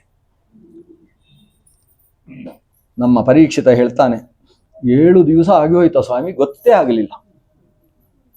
ಶುಕಾಚಾರ್ಯರು ಹೇಳಿದರು, ತಕ್ಷಕ ಬರುವ ಹೊತ್ತಾಯಿತು. ಅಷ್ಟು ಹೊತ್ತಿಗೆ ಬರಲಿ, ಶರೀರ ಏನು ಆತ್ಮ ಏನು ಅಂತ ಅರ್ಥ ಆಗಿ ಹೋಗಿದೆ ನನಗೆ, ಪರೀಕ್ಷಿತ ಹೇಳಿದ. ತಕ್ಷಕ ಕಾಣಿಸಿಕೊಂಡ, ಸೀದಾ ಇವನ ಮೈಯನ್ನು ಸುತ್ತಿದ, ತಲೆಯ ಮೇಲೆ ಬಂದು ತಕ್ಷಕ ತಕ್ಷಣ ಮಾಡಿದ. ತಕ್ಷಣದಲ್ಲಿ ತಕ್ಷಣ ಮಾಡಿದ ಅಂದರೆ ಕಚ್ಚಿದ. ಇವನ ಮೈ ಭಸ್ಮವಾಗಿ ಹೋಯಿತು. ಭೇಜೆ ಖಗೇಂದ್ರ ಧ್ವಜ ಪಾದ ಮೂಲಂ.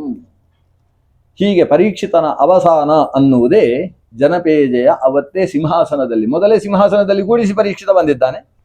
ಪರೀಕ್ಷಿತನ ಅವಸಾನ ಅನ್ನುವುದು ಏನದು? ಭಗವಂತನ ಪಾದಮೂಲವನ್ನು ಹೊಂದುವುದಕ್ಕೆ ಕಾರಣ ಈತ ಕೇಳಿದ ಶ್ರೀಮದ್ ಭಾಗವತದ ಚಿಂತನೆ. ಅದರಿಂದ ಶ್ರೀಮದ್ ಭಾಗವತದ ಚಿಂತನೆಯ ಫಲ ಏನು ಅಂದರೆ ಅಂತೆ ನಾರಾಯಣ ಸ್ಮೃತಿ. ಅಂತದಲ್ಲೂ ಭಗವಂತನ ಸ್ಮರಣೆ ಬಿಟ್ಟು ಹೋಗುವುದಿಲ್ಲ, ಅದು ಅದರ ಫಲ. ಸೂತ ಪುರಾಣಿಕರು ಇಷ್ಟು ಹೇಳಿದ ಮೇಲೆ ಬಿಡುವುದಿಲ್ಲ ಇವರು. ಯಾರು? ಶೌನಕ ಪ್ರಭೃತಿಗಳು. ಸ್ವಾಮಿ ಎಲ್ಲ ಕಥೆ ಚೆಂದಾಯಿತು, ಕೊನೆಗೊಂದು ಚಿರಂಜೀವಿಗಳ ಕಥೆ ಕೇಳಬೇಕು ಅಂತಿದ್ದೇವೆ, ಸತ್ತ ಕಥೆಯಲ್ಲಿ ಮುಗಿಸುವುದು ಯಾಕೆ ಅಂತ ಕೇಳಿದರು. ಹಾಗಾದರೆ ಮಾರ್ಕಂಡೇಯರ ಕಥೆ ಹೇಳ್ತೇನೆ ಅಂತ. ಭಾಗವತದ ಕೊನೆಯಲ್ಲಿ ಬರುವಂತಹದ್ದು ಚಿರಜೀವಿಗಳಲ್ಲಿ ಕೊನೆಯವನಾದ ಮಾರ್ಕಂಡೇಯ, ಮೃಕಂಡುವಿನ ಮಗ. ಹುಟ್ಟುವಾಗ 9 ವರ್ಷದ ವಯಸ್ಸು ಅಂತ ತೀರ್ಮಾನವಾಗಿತ್ತು ಆತನಿಗೆ. ದೀರ್ಘಾಯುಷ್ಮಂತನಾಗಿ ಬಾಳು ಅಂತ ಜ್ಞಾನಿಗಳೆಲ್ಲ ಆಶೀರ್ವಾದ ಮಾಡಿದರು. ಯಮನಿಗೆ ಅವನನ್ನು ಮುಟ್ಟುವುದು ಸಾಧ್ಯ ಆಗಲಿಲ್ಲ. ಈ ಜ್ಞಾನಿಗಳ ವೈಷ್ಣವರ ಆಶೀರ್ವಾದವೆಂಬ ಕವಚ ಅವನನ್ನು ರಕ್ಷಣೆ ಮಾಡಿತ್ತು. ಆತ ತಪಸ್ಸು ಮಾಡ್ತಾ ಇದ್ದಂತಹ ಪುಷ್ಪಭದ್ರಾ ನದಿ ತೀರಕ್ಕೆ ಮೇಲಿಂದ ಪಾರ್ವತಿ ಪರಮೇಶ್ವರರು ಬರ್ತಾ ಇದ್ದಾರೆ. ಇವತ್ತು ಕೂಡ ಅಲ್ಲಲ್ಲಿ ಸುತ್ತಾಡ್ತಾ ಇದ್ದಾರೆ. ಶಿವರಾತ್ರಿ ಅಂದರೆ ಹಾಗೆ ಪಾರ್ವತಿ ಪರಮೇಶ್ವರರು ಬರ್ತಾ ಇರುವವರು ಈ ಪಕ್ಕ ಬರ್ತಾ ಇರುವಾಗ ಪರಮೇಶ್ವರ ಹೇಳ್ತಾನೆ, ಕೆಳಗೆ ಮಾರ್ಕಂಡೇಯರ ಆಶ್ರಮ ಇದೆ, ಒಂದ್ಸಲ ನೋಡ್ಕೊಂಡು ಮಾತಾಡಿಸಿಕೊಂಡು ಹೋಗೋಣ ಅಂತ. ಬೇಗ ಬೇಗ ಇಳಿಯು ಅಂತ ಹೇಳ್ತಾರೆ ಪಾರ್ವತಿ ದೇವಿ. ಇಬ್ಬರೂ ಇಳಿದು ಮಾರ್ಕಂಡೇಯರ ಜೊತೆಗೆ ಮಾತನ್ನಾಡಿ, ನೀವು ಪ್ರಳಯವನ್ನು ಕಂಡಿದ್ದೀರಂತೆ, ಹೇಗಿತ್ತು ಅಂತ ವಿಚಾರ ಮಾಡಿಕೊಂಡು, ಕರಾರವಿಂದೇನ ಪದಾರವಿಂದಂತ ದೇವರನ್ನು ಸ್ತೋತ್ರ ಮಾಡುವುದು ಅಂಥದ್ದನ್ನೇ ಅಲ್ವಾ, ಅಂಥದ್ದನ್ನು ಕಣ್ಣಾರೆ ಕಂಡಂತಹ ಮಹರ್ಷಿಗಳು ನೀವು ದೊಡ್ಡವರು ಅಂತ ಹೇಳಿ ಅವರಿಂದ ನಮಸ್ಕಾರ ಮಾಡಿಸಿಕೊಂಡು ಚಿರಜೀವಿಯಾಗಿ ಬಾಳುವಂತ ಸ್ವತಃ ರುದ್ರದೇವರೇ ಆಶೀರ್ವಾದ ಮಾಡಿ ಪಾರ್ವತೀ ಸಮೇತರಾಗಿ ಅಲ್ಲಿಂದ ಹೊರಟಿದ್ದಾರೆ. ಅಂತಹ ಚಿರಜೀವಿಗಳಾದ ಮಾರ್ಕಂಡೇಯರು. ಅಶ್ವತ್ಥಾಮ ಬಲಿರ್ವ್ಯಾಸೋ ಹನುಮಾನ್ಶ್ಚ ವಿಭೀಷಣ ಕೃಪಃ ಪರಶುರಾಮಶ್ಚ ಸಪ್ತೈತೆ ಚಿರಜೀವಿನಃ ಸಪ್ತೈತಾನ್ ಪ್ರಥಮಂ ನತ್ವಾ ಮಾರ್ಕಂಡೇಯಂ ಅಥ ಅಷ್ಟಮಂ ಜೀವೇದ್ ವರ್ಷಶತಂ ಸಾಗ್ರಂ ಅಪಮೃತ್ಯು ವಿವರ್ಜಿತ. ಅಂತಹ ಅಪಮೃತ್ಯು ವಿವರ್ಜನೆ ಅನ್ನುವುದು ನಮಗೆಲ್ಲ ಪ್ರಾಪ್ತಿಯಾಗಲಿ. ಶ್ರೀಮದ್ ಭಾಗವತದ ಕಥಾಶ್ರವಣದಿಂದ ಏನು ಪುಣ್ಯ ಫಲ ಹೇಳಿದ್ದಾರೆ, ಜ್ಞಾನ ಭಕ್ತಿ ವೈರಾಗ್ಯದ ಅಭಿವೃದ್ಧಿ, ಇನ್ನಷ್ಟು ಜ್ಞಾನದ ಕಡೆಗೆ ಆಸಕ್ತಿ, ಅದು ಶ್ರೀಮದ್ ಭಾಗವತ ಶ್ರವಣದ ಪ್ರಮುಖ ಫಲ. ಕೊನೆಯ ಫಲ, ಈ ಶರೀರ ಇರುವಲ್ಲಿಯ ತನಕ ನೆಮ್ಮದಿಯಿಂದ ಬದುಕಿ ಪರಸ್ಪರ ಪ್ರೀತಿ ವಿಶ್ವಾಸಗಳಿಂದ ಸಾಧನೆಯನ್ನು ಮಾಡ್ತಾ ಅಂತ್ಯದಲ್ಲಿ ಭಗವಂತನನ್ನು ಸ್ಮರಿಸಿಕೊಂಡು ಶರೀರ ತ್ಯಾಗ ಅನ್ನುವುದು ಶ್ರೀಮದ್ ಭಾಗವತದ ಫಲ. ಬರೀ ನಮಗೆ ಮಾತ್ರ ಫಲ ಸಿಗುವುದಲ್ಲಂತೆ, ನಾವು ಶ್ರವಣ ಮಾಡಿದರೆ ನಮ್ಮ ಗತಿಸಿದ ಪಿತೃಗಳಿಗೂ ಕೂಡ ಅದರಿಂದ ಅನುಕೂಲ ಆಗ್ತದೆ ಅನ್ನುವುದನ್ನು ಪದ್ಮಪುರಾಣದ ಕಥೆ ನಿರೂಪಣೆ ಮಾಡ್ತದೆ, ಗೋಕರ್ಣನ ಕಥೆಯ ಮೂಲಕ. ಅಂತಹ ಶ್ರೀಮದ್ ಭಾಗವತದ ಶ್ರವಣದಿಂದ ಏನು ಪುಣ್ಯ ಫಲ ಇದೆ, ಘರ್ಜತಿ ಅಂತ ಹೇಳ್ತಾರೆ. ಭಾಗವತ ಏನು ಗರ್ಜಿಸ್ತದೆ ಅಂದರೆ, ಕಲಿಯುಗದಲ್ಲಿ ನಾನಿದ್ದೇನೆ, ಕೃಷ್ಣ ಅಂದರೆ ನಾನೇ ಅಂತ ಅದು ಗರ್ಜಿಸುತ್ತೆ ಅಂತೆ. ಅಂದರೆ ಕೃಷ್ಣನ ಸ್ವರೂಪಭೂತವಾದಂತಹ ಶ್ರೀಮದ್ ಭಾಗವತ ನಮ್ಮಲ್ಲೆಲ್ಲ ಕೃಷ್ಣನ ಪ್ರಾದುರ್ಭಾವವನ್ನು ಮಾಡಿಸಲಿ, ದೇಶಕ್ಕೆ ಕ್ಷೇಮವಾಗಲಿ, ದೇಶದ ಕ್ಷೇಮದಿಂದ ನಾವು ನಮ್ಮ ಧರ್ಮವನ್ನು ಶ್ರದ್ಧೆಯಿಂದ ಅನುಷ್ಠಾನ ಮಾಡುವುದಕ್ಕೆ ಬೇಕಾದ ಬಲಪ್ರಾಪ್ತಿಯಾಗಲಿ, ಗೋ ಬ್ರಾಹ್ಮಣ್ಯ ಅನ್ನೋದು ನಿರಂತರ ವೃದ್ಧಿಯಾಗಲಿ ಈ ಪ್ರಪಂಚದಲ್ಲಿ ಅಂತ ನಾವು ಪ್ರಾರ್ಥನೆ ಮಾಡಿಕೊಂಡು ಈ ಮಾತನ್ನು ಭಗವಂತನಲ್ಲಿ ಸಮರ್ಪಣೆ ಮಾಡ್ತೇನೆ. ಶ್ರೀಯುತ ಗುರುರಾಜ ಆಚಾರ್ಯರು, ಒಂದು ಶಿಸ್ತಿನ ಸಿಪಾಯಿ ಅಂತ ಅವರಿಗೆ ಹೆಸರು. ಯಾಕಂದರೆ ಶಿಸ್ತಲ್ಲಿದ್ದವರು, ದೇಶದ ಸಂರಕ್ಷಣೆಗೋಸ್ಕರ ಹೋರಾಡಿದವರು. ಅವರು ಭಾಗವತ ನಮ್ಮ ಪಾರಂಪರಿಕ ಸನಾತನ ಧರ್ಮದ ಒಂದು ಕಟ್ಟು, ಅದರ ಮೇಲೆ ಅತ್ಯಂತ ಶ್ರದ್ಧೆ. ಆ ದೃಷ್ಟಿಯಿಂದ ನನ್ನಲ್ಲಿ ಬಹಳ ಹಿಂದೆ ಒಮ್ಮೆ ಕೇಳಿದರು ಭಾಗವತ ಆಗಬೇಕು ಅಂತ. ಆಮೇಲೆ ಎಲ್ಲ ಜನರಿಗೂ ಕೂಡ ಪ್ರಚಾರ ಮಾಡಿದರು ಭಾಗವತ ಅಂತ. ಹಾಗಾಗಿ ಭಾಗವತ ಹೇಳಬೇಕಾದ ಅನಿವಾರ್ಯತೆ ಬಂತು. ಸ್ವಲ್ಪ ಹೇಳುವುದು ಬಹಳ ಖುಷಿ, ಆದರೆ ಪುರುಸೊತ್ತಾಗುವುದು ಸ್ವಲ್ಪ ಕಷ್ಟ. ಆ ನಿಟ್ಟಿನಿಂದ ನಾವು ಬರೀ 1 ಗಂಟೆಯ ಕಾಲದಲ್ಲಿ ಪ್ರತಿನಿತ್ಯ ಶ್ರೀಮದ್ ಭಾಗವತವನ್ನು ಯಥಾಶಕ್ತಿ ಶ್ರವಣ ಮಾಡಿದ್ದೇವೆ. ಶ್ರವಣ ಮಾಡಿಸಿದಂತಹ ಇಡೀ ಕುಟುಂಬಕ್ಕೆ ಹಿತೋಪ್ಯತಿಹಯವಾದ ಶ್ರೇಯಸ್ಸನ್ನು ಭಗವಂತ ಅನುಗ್ರಹಿಸಲಿ. ಶ್ರವಣ ಮಾಡಿದ ಯಾರೂ ಕೂಡ ಮೊಬೈಲನ್ನು ಆದಷ್ಟು ಗಲಾಟೆ ಆಗದೆ ಇರುವ ಹಾಗೆ ಮಾಡಿಕೊಂಡಂತಹ, ಶ್ರದ್ಧೆಯಿಂದ ಶ್ರವಣ ಮಾಡಿದ, ಎಲ್ಲೂ ಕೂಡ ಕುರ್ಚಿಯಿಂದ ಕೆಳಗೆ ಬೀಳದೆ, ಅಂದರೆ ನಿದ್ದೆ ಮಾಡದೆ ಶಾಂತವಾಗಿ ಶ್ರವಣ ಮಾಡಿದಂತಹ ತಮಗೆಲ್ಲರಿಗೂ ಕೂಡ ಭಗವಂತ ಇನ್ನಷ್ಟು ಐಹಿಕ ಪಾರತ್ರಿಕವಾದಂತಹ ಶ್ರೇಯಸ್ಸನ್ನು ಕರುಣಿಸಲಿ ಅಂತ ಪ್ರಾರ್ಥಿಸ್ತೇನೆ. ಎಲ್ಲಕ್ಕಿಂತ ಮುಖ್ಯವಾದ ವಿಷಯ ಅಂದರೆ ಪ್ರವಚನ ಮಾಡುವವರು ಕೂತು ಪ್ರವಚನ ಕೇಳುವುದು ಅನ್ನೋದು ಕಷ್ಟ. ಇಲ್ಲಿ ಅನೇಕ ಪ್ರವಚನ ಮಾಡುವವರು ಇದ್ದಾರೆ. ನಮಗೆಲ್ಲ ಅತ್ಯಂತ ಆದರಣೀಯರಾದಂತಹ ಶ್ರೀ ಮಾಳಗಿ ರಾಮಾಚಾರ್ಯರು ಶ್ರವಣ ಮಾಡಬೇಕು ಅಂತ ಹೇಳುವುದಕ್ಕೆ ನಮ್ಮ ವಿದ್ಯಾಪೀಠದಲ್ಲಿ ಹಿರಿಯರಲ್ಲಿ ಕೆಲವು ಕಾಣಿಸುವುದು ಅಂದರೆ ಒಂದು ಕೇಶವ ಬಾಯಿರಿಗಳು. ಅವರು ಹಾಗೆ ಕೂತು, ಎಷ್ಟು ದೊಡ್ಡ ಜ್ಞಾನಿಗಳು ಕೂತು ಶ್ರವಣ ಮಾಡುವುದು, ಚಿಕ್ಕ ಮಕ್ಕಳನ್ನು ಬೆನ್ನು ತಟ್ಟಿ ಪ್ರೋತ್ಸಾಹಿಸುವುದು. ಅದೇ ವ್ಯಕ್ತಿತ್ವದ ಭಾವುಕ ವ್ಯಕ್ತಿತ್ವದ ಶ್ರೀ ಮಾಳಗಿ ರಾಮಾಚಾರ್ಯರು. ನಿರಂತರ ಗುರುಗಳಲ್ಲಿ ಅತಿಶಯಿತವಾದ ಭಕ್ತಿ, ಭಗವಂತನಲ್ಲಿ ಅಷ್ಟೇ ಸತ್ಕರ್ಮಾನುಷ್ಠಾನದಲ್ಲಿ ನಿರತರು. ತಾವು ಎಷ್ಟು ಸಾಧ್ಯ ಅಷ್ಟು ಜ್ಞಾನದ ಪ್ರಸರಣದಲ್ಲೇ ತಮ್ಮನ್ನು ತೊಡಗಿಸಿಕೊಂಡಂತಹ ಆದರ್ಶ ಪಾಂಡಿತ್ಯದ ಜೀವನವನ್ನು ನಡೆಸ್ತಾ ಇರತಕ್ಕಂತಹ ಪೂಜ್ಯರು. ಮಕ್ಕಳನ್ನು ವಿದ್ಯಾಪೀಠದಲ್ಲೇ ಓದಿಸಿ ವಿದ್ವಾಂಸರನ್ನಾಗಿಸಿದ್ದಾರೆ. ಮೊಮ್ಮಗನನ್ನು ಕೂಡ ಹಾಗೆ ಓದಿಸುವ ಸಂಕಲ್ಪ. ಎರಡೂ ಉಭಯ ವಿದ್ಯೆಯಲ್ಲಿ ಪರಾಚೈವಾಪರಾಚ ಅಂತ ಶ್ರುತಿ ಹೇಳಿದ ಹಾಗೆ ಬೆಳಗಿಸುವಂತಹ ವ್ಯಕ್ತಿತ್ವ. ಅವರಿಗೆ ಭಕ್ತಿಯ ಪ್ರಣಾಮಗಳನ್ನು ಸಲ್ಲಿಸ್ತೇನೆ. ನಮ್ಮ ನರಸಿಂಹಾಚಾರ್ಯರ ಕಟ್ಟಿಯವರು, ನಾವು ಬಾಲ್ಯದಲ್ಲೇ ಅವರಲ್ಲಿ ಪಾಠ ಕೇಳಿದವರು. ನನಗೆ ಒಂದು ಹೊಡೆದಿದ್ರು ಆಗ, ಹಾಗೆ ಅವರ ಹತ್ರ ಒಂದು ಹೊಡೆದು. ಆಮೇಲೆ ವಾರ್ಡನ್ಗಳಾಗಿ ಕೆಳಗೆ ಕೂತ್ಕೊಂಡು ಸತ್ಯನಾರಾಯಣ ಓದುವುದಿಲ್ಲ ನೀನು ಅಂತ ಜೋರು ಮಾಡ್ತಿದ್ರು.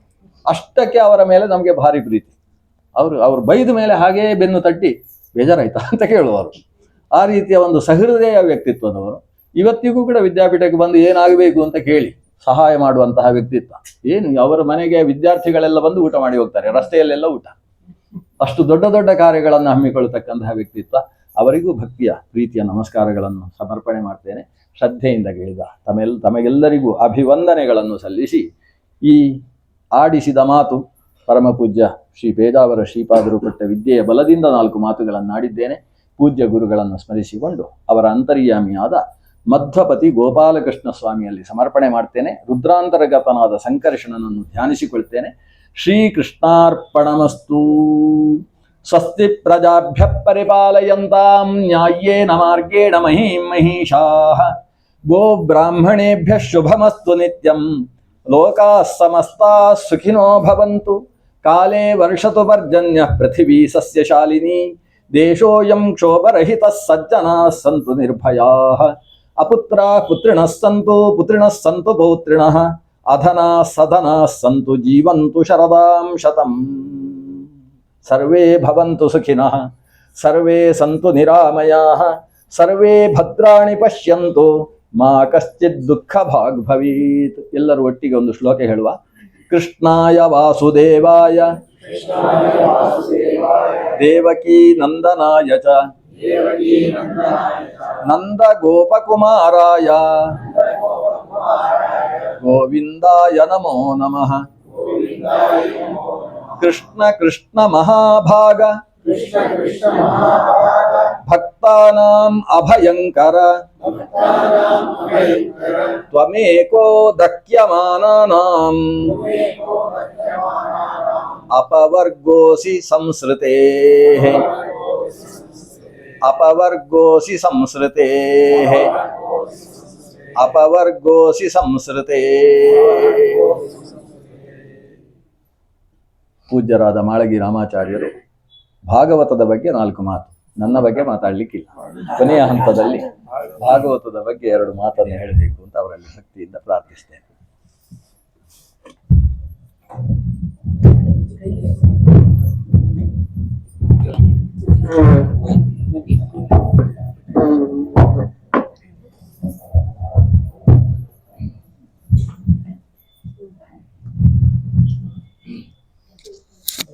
ವೇದವ್ಯಾಸ ಗುಣಾವಾಸ ವಿದ್ಯಾಧೀಶ ಸತಾಂ ವದ ಮಾಂ ನಿರಾಶಂ ಗತಕ್ಲೇಶಂ ಕುರ್ವನಾಶಂ ಹರೇನಿಶಂ ಯೋ ವಿಪ್ರಲಂಭ ವಿಪರೀತಮತಿ ಪ್ರಭೂತವಾದಾನ್ಯರಸ್ಯ ಕೃತವಾನ್ ಭುವಿ ತತ್ವವಾದಂ ಸರ್ವೇಶ್ವರೋ ಹರಿರಿತಿ ಪ್ರತಿಪಾದಯಂತಂ ಆನಂದತೀರ್ಥಮುನಿವರ್ಯಮಹಂ ನಮಾಮಿ.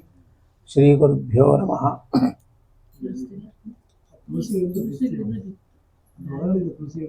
ಈವರೆಗೆ ಒಂದು ವಾರ ಪ್ರತಿನಿತ್ಯವೂ ಕೂಡ ಶ್ರೀ ಸತ್ಯನಾರಾಯಣಾಚಾರ್ಯರಿಂದ ಭಾಗವತವನ್ನು ಕೇಳಿದ್ದೇವೆ. ಭಾಗವತ ಭಕ್ತ್ಯ ಭಾಗವತಂ ಶಾಸ್ತ್ರಂ, ಭಕ್ತಿಯಿಂದ ಅಧ್ಯಯನ ಮಾಡಿದವರಿಗೆ ಶಾಸ್ತ್ರ, ಶಾಸ್ತಿ ಇತಿ ಶಾಸ್ತ್ರಂ, ಸಾಧಕನಾದವನು ಹೇಗೆ ಇರಬೇಕೆಂಬುದನ್ನು ಸಂಪೂರ್ಣವಾಗಿ ತಿಳಿಸಿಕೊಡುವ ಗ್ರಂಥ ಶ್ರೀಮದ್ ಭಾಗವತ. ಅದನ್ನು ಶಾಸ್ತ್ರ ಅಂತ ಕರೆದಿದ್ದಾರೆ. ಅದನ್ನು ಓದೋದು, ಕೇಳೋದು, ತಿಳ್ಕೊಳ್ಳೋದು ಅದು ಒಂದು ಜಲ್ಲ ಎಂಬುದನ್ನು ನಾವು ಖಂಡಿತವಾಗಿ ಮನವರಿಕೆ ಮಾಡಿಕೊಳ್ಳಬೇಕು. ಒಂದು ವಾರದಲ್ಲಿ ಭಾಗವತ ಕೇಳಿಬಿಟ್ಟಿದ್ದೇವೆ ಅಂತ ಅಂದರೆ ಅದು ತಪ್ಪಾಗ್ತದೆ, ಅವರೇ ಹೇಳಿದ್ದಾರೆ. ಆದ್ದರಿಂದ ಹೇಳೋದಕ್ಕಿಂತ ಬಿಟ್ಟದ್ದೇ ಹೆಚ್ಚು ಎಂಬುದನ್ನು ಎಲ್ಲ ಪ್ರವಚನಕಾರರು ಕೂಡ ಅಂಗೀಕಾರ ಮಾಡಬೇಕಾದ್ದೇ. ಒಂದು ಅದರಲ್ಲಿ ವಿಶೇಷ ಏನು ಅಂದರೆ, ಇವ ಕಥಾಭಾಗವನ್ನೆಲ್ಲ ಶಿವ ಆಚಾರ್ಯರು ಹೇಳಿದ್ದಾರೆ. ಆದರೆ ಒಂದೊಂದು ದೃಷ್ಟಿಕೋನದಿಂದ ನೋಡಿದಾಗ ಅದರಲ್ಲಿ ಬರುವ ಕಥಾಭಾಗವನ್ನು ಅನೇಕ ವರ್ಷಗಳಲ್ಲಿ ಬರೀ ಕಥೆಯನ್ನು ಮಾತ್ರ ಅನೇಕ ವರ್ಷ ಹೇಳಬಹುದು. ಅದರಲ್ಲಿ ಶ್ರೀಮದ್ ಆಚಾರ್ಯರು ತಾತ್ಪರ್ಯ ಬರೆದಿದ್ದಾರೆ. ಆ ತಾತ್ಪರ್ಯವನ್ನು ಇಟ್ಟುಕೊಂಡ ಎಲ್ಲೆಲ್ಲಿ ನಮಗೆ ವಿಶೇಷ ಅಂಶಗಳ ಸಂಶಯ ಬರಲಿಕ್ಕೆ ಸಾಧ್ಯ, ಅದನ್ನು ಪರಿಹಾರ ಮಾಡಿದ ಶ್ರೀಮದ್ ಆಚಾರ್ಯರು ತಾತ್ಪರ್ಯದಲ್ಲಿ ವಿಶೇಷವಾದ ವಿಷಯಗಳನ್ನು ತಿಳಿಸಿದ್ದಾರೆ.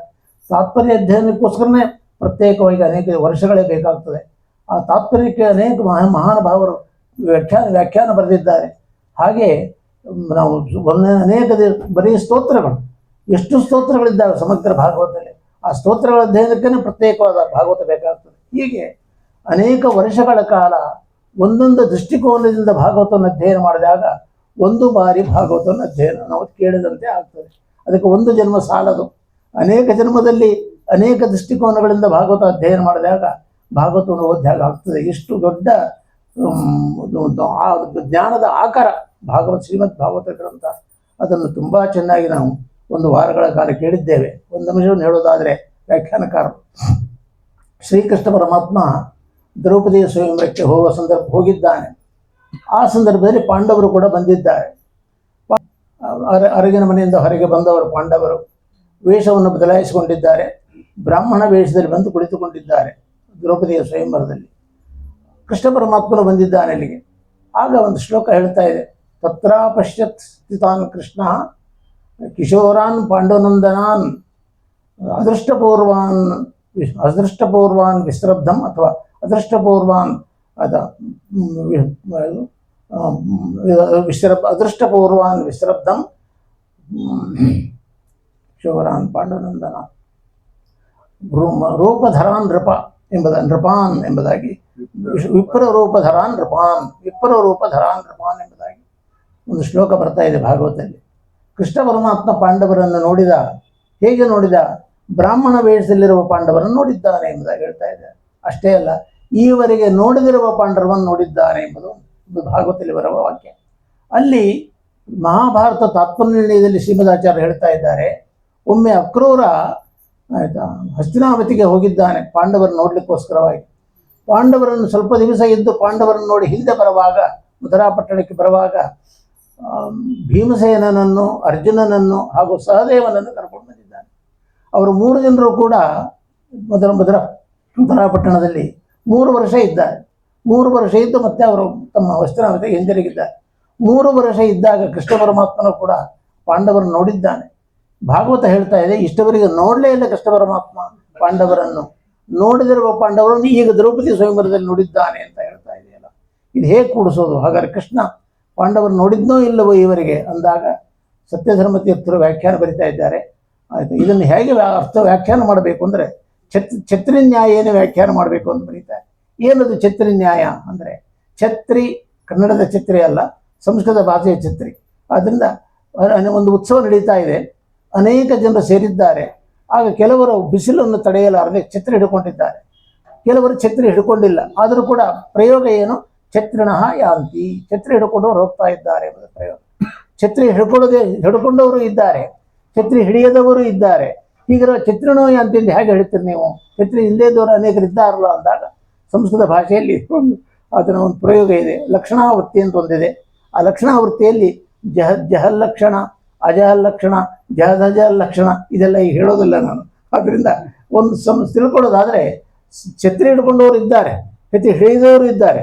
ಆದರೆ ಛತ್ರಿ ಹಿಡಿಯದವರು ಇದ್ರೂ ಕೂಡ ಛತ್ರಿಣೋ ಯಾಂತಿ ಅಂತ ಪ್ರಯೋಗ ಮಾಡಬಹುದು ಎಂಬುದು ಸಂಸ್ಕೃತದಲ್ಲಿ ಎಲ್ಲರಿಗೂ ಸಮ್ಮತವಾದ ವಿಷಯ. ಅದರಂತೆ ನೋಡದ ಪಾಂಡವರು ಇದ್ದಾರೆ, ನೋಡದ ಪಾಂಡವರು ಇದ್ದಾರೆ. ಕೃಷ್ಣ ಪರಮಾತ್ಮ 3 ಜನ ನೋಡಿದ್ದಾನೆ, ಇನ್ನಿಬ್ಬರು ನೋಡಿಲ್ಲ.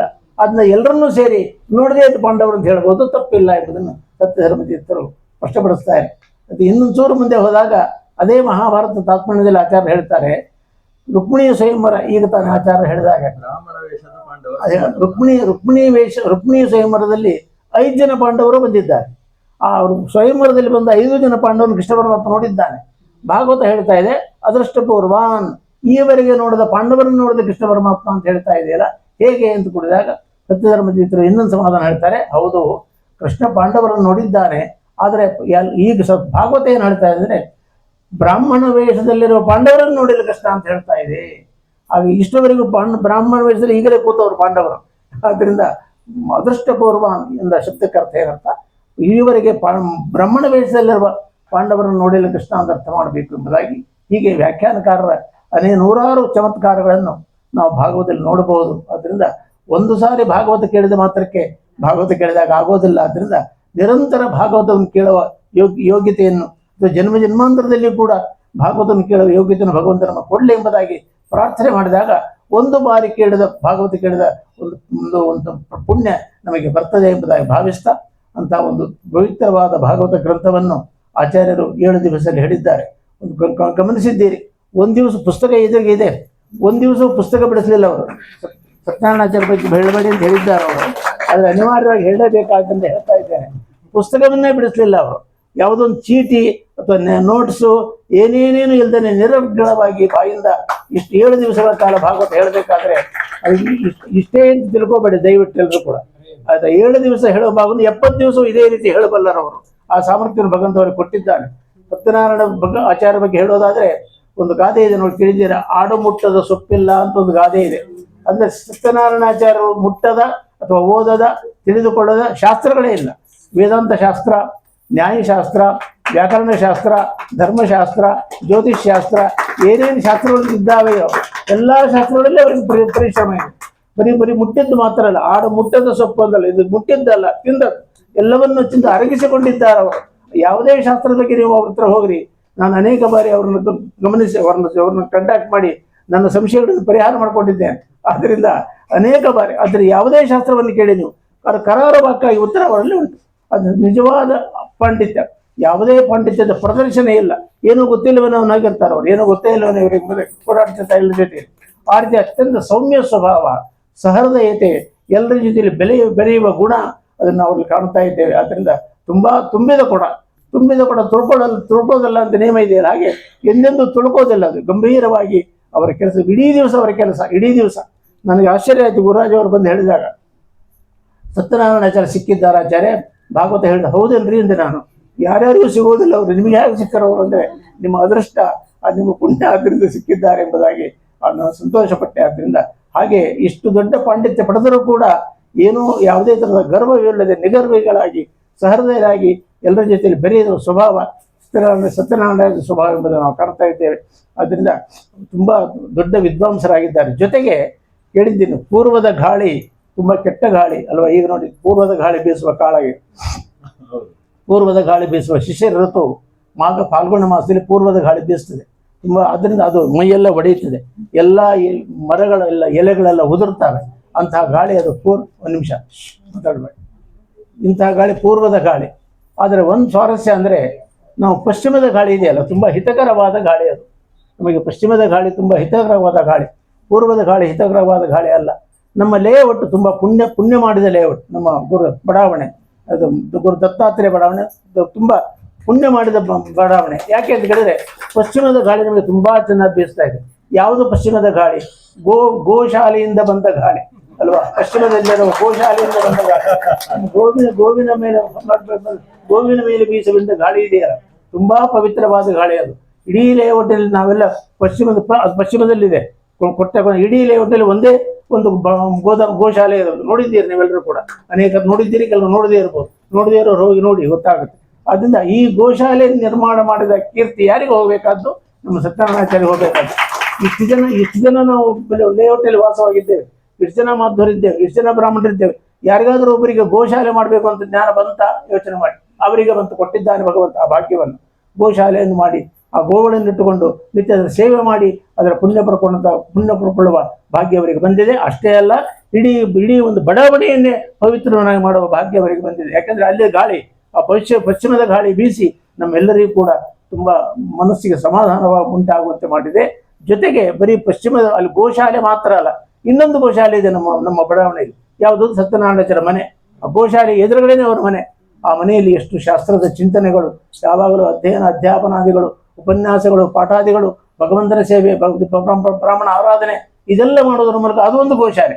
ಗೋ ಶಬ್ದಕ್ಕೆ ಶಬ್ದ ಅಂತ ಅರ್ಥ, ಶಾಸ್ತ್ರ ಅಂತ ಅರ್ಥ, ಗ್ರಂಥಗಳು ಅಂತ ಅರ್ಥ. ಆ ಗ್ರಂಥಗಳ ರಾಶಿ, ಗ್ರಂಥಗಳ ಚಿಂತನೆ, ಗ್ರಂಥಗಳ ಅದರ ಪ್ರಚಾರ, ಇದೆಲ್ಲವೂ ಕೂಡ ಆ ಗೋಶಾಲೆ ನಡೀತಾ ಇದೆ. ಆದ್ರಿಂದ ಎರಡು ಗೋಶಾಲೆಗಳ ಗಾಳಿ ನಮಗೆ ಬೀಸಿದಾಗ ನಮ್ಮ ನಿಜವಾಗಿ ಕೂಡ ನಮ್ಮ ಜೀವನ ಸಾರ್ಥಕವಾಗುತ್ತೆ ಅಂತ ಹೇಳ್ತಾ, ಇಷ್ಟು ಜೋರು ಗಾಳಿ ಬೀಸುವಾಗ ಆ ಗಾಳಿ ನಮ್ಮ ಬಡಾವಣೆಯಲ್ಲಿ ಇರಬೇಕು, ಅದು ನಮ್ಮ ಬಡಾವಣೆ ಬಿಟ್ಟು ಹೋಗಬಾರದು ಅಂತ 3ನೇ ಮಹಡಿಯಲ್ಲಿ ಕೂತ ಗುರುರಾಜರು ಆ ಗಾಳಿಯನ್ನು ತಡೆದು ಹಿಡಿದಿದ್ದಾರೆ. ಯಾಕಂದ್ರೆ ಕೆಳಗಿದ್ದರೆ ಗಾಳಿ ನಿಲ್ಲಲ್ಲ, ಅದು 3ನೇ ಮಹಡಿಯಲ್ಲಿ ನಿಂತಿದ್ದಾರೆ. ನೀನು ನಮ್ಮ ಬಡಾವಣೆ ಬಿಟ್ಟು ಹೋಗ್ಬಿಡುದು, ಇಲ್ಲೇ ಇರಬೇಕು. ಆದ್ರೆ ನಮ್ಮ ಬಡಾವಣೆಯಲ್ಲಿ ಇದ್ದು ಎಲ್ಲ ನಮ್ಮ ಬಡಾವಣೆಯಲ್ಲಿ ಎಲ್ಲರಿಗೂ ಕೂಡ ಆ ಭಾಗವತದ ಗಾಳಿ, ಆ ಶಾಸ್ತ್ರದ ಗಾಳಿ ಬೀಸಿ ನಮ್ಮ ಜೀವನ ಸಾರ್ಥಕವಾಗುವಂತೆ ಮಾಡಬೇಕು ಎಂಬುದಾಗಿ ಆ ಕಟಿಬದ್ಧರಾಗಿ ಬಗೆಯುತ್ತ ಹೇಗೆ ಗಂಗೆಯನ್ನು ತಂದ ಹಾಗೆ ಗಾಳಿ ಆ ಕಡೆ ಭಾಗವತದ ಗಾಳಿ, ಶಾಸ್ತ್ರದ ಗಾಳಿ, ಗೋಶಾಲೆಯಿಂದ ಬಂದ ಗಾಳಿ, 2 ಗೋಶಾಲೆಯಿಂದ ಬಂದ ಗಾಳಿ ನಮ್ಮ ಬಡಾವಣೆ ಬಿಟ್ಟು ಹೋಗಬಾರದು, ಇಲ್ಲೇ ಇರಬೇಕು ಎಂಬುದಾಗಿ 3ನೇ ಮಾಡಿ ಎತ್ತರದಲ್ಲಿ ನಿಂತಾಗ ಅದು ನಿಲ್ತದೆ, ಹೋಗಲ್ಲ. ಆ ರೀತಿ ನಿಲ್ಲಿಸಿದ ಕೀರ್ತಿ ಗುರುರಾಜ್ ಅವರಿಗೆ ಬರುತ್ತೆ ಎಂಬುದಾಗಿ ಸಂತೋಷದಿಂದ ಹೇಳ್ತಾ ಇದ್ದೇನೆ. ಅವರು ಈ ಬಡಾವಣೆಗೆ ಬಂದಾಗ ಅವರೇ ಹೇಳುವಂತೆ ವೇದ ಅಂದ್ರೆ ಏನು, ಸಂಸ್ಕೃತ ಅಂದ್ರೆ ಏನು, ಧರ್ಮ ಅಂದ್ರೆ ಏನು, ಆಚಾರ ಅಂದ್ರೆ ಏನು, ಏನೋ ಗೊತ್ತಿರಲಿಲ್ಲ. ಅವರೇ ಹೇಳುವಾಗ ಹಾಗಿದ್ದವರು ಇವತ್ತು ಮನೆಯಲ್ಲಿ ಭಾಗವತ ಸಪ್ತಾಹ ಮಾಡಿಸ್ಬೇಕು ಎಂಬ ಮಟ್ಟಕ್ಕೆ ಬಂದಿದ್ದಾರೆ ಅಂದ್ರೆ ಎಷ್ಟು ಭಗವಂತನ ಅನುಗ್ರಹ ಪಡೆದಿದ್ದಾರೆ ಯೋಚನೆ ಮಾಡಿ. ಆದ್ರಿಂದ ಹಾಗೆ ಅವ್ರು ಹೇಳ್ತಾರೆ, ಯಾಕೆ ನನಗೆ ಯೋಗ ಬಂತು ಅಂದ್ರೆ ಈ ಬಡಾವಣೆಗೆ ಬಂದದ್ದು ಯಾಕೆ ಬಂತು ಅಂದ್ರೆ ಪಶ್ಚಿಮದ ಗಾಳಿ ಬೀಸಿದ್ದರಿಂದ ಬಂತು. ಅಂದ್ರೆ ಶಾಸ್ತ್ರದ ಗಾಳಿ, ಆ ಗೋಶಾಲೆ ಗಾಳಿ ಇದೆಯಲ್ಲ, ಅದು ಬೀಸಿದ್ದರಿಂದ ಇಡೀ ಬಡಾವಣೆ ಜನಗಳಿಗೆ ಆ ಶಾಸ್ತ್ರದ ಕಡೆಗೆ ಗಮನ, ಅದನ್ನು ಕೇಳಬೇಕೆಂಬ ಆಸಕ್ತಿ ಬಂದಿದೆ. ಅದರಿಂದ ಇಷ್ಟೆಲ್ಲ ಮಾಡಿಕೊಟ್ಟವರು ಉತ್ತರದ ಗಾಳಿ ಬೀಸಿದ್ದು ಜಾಸ್ತಿ.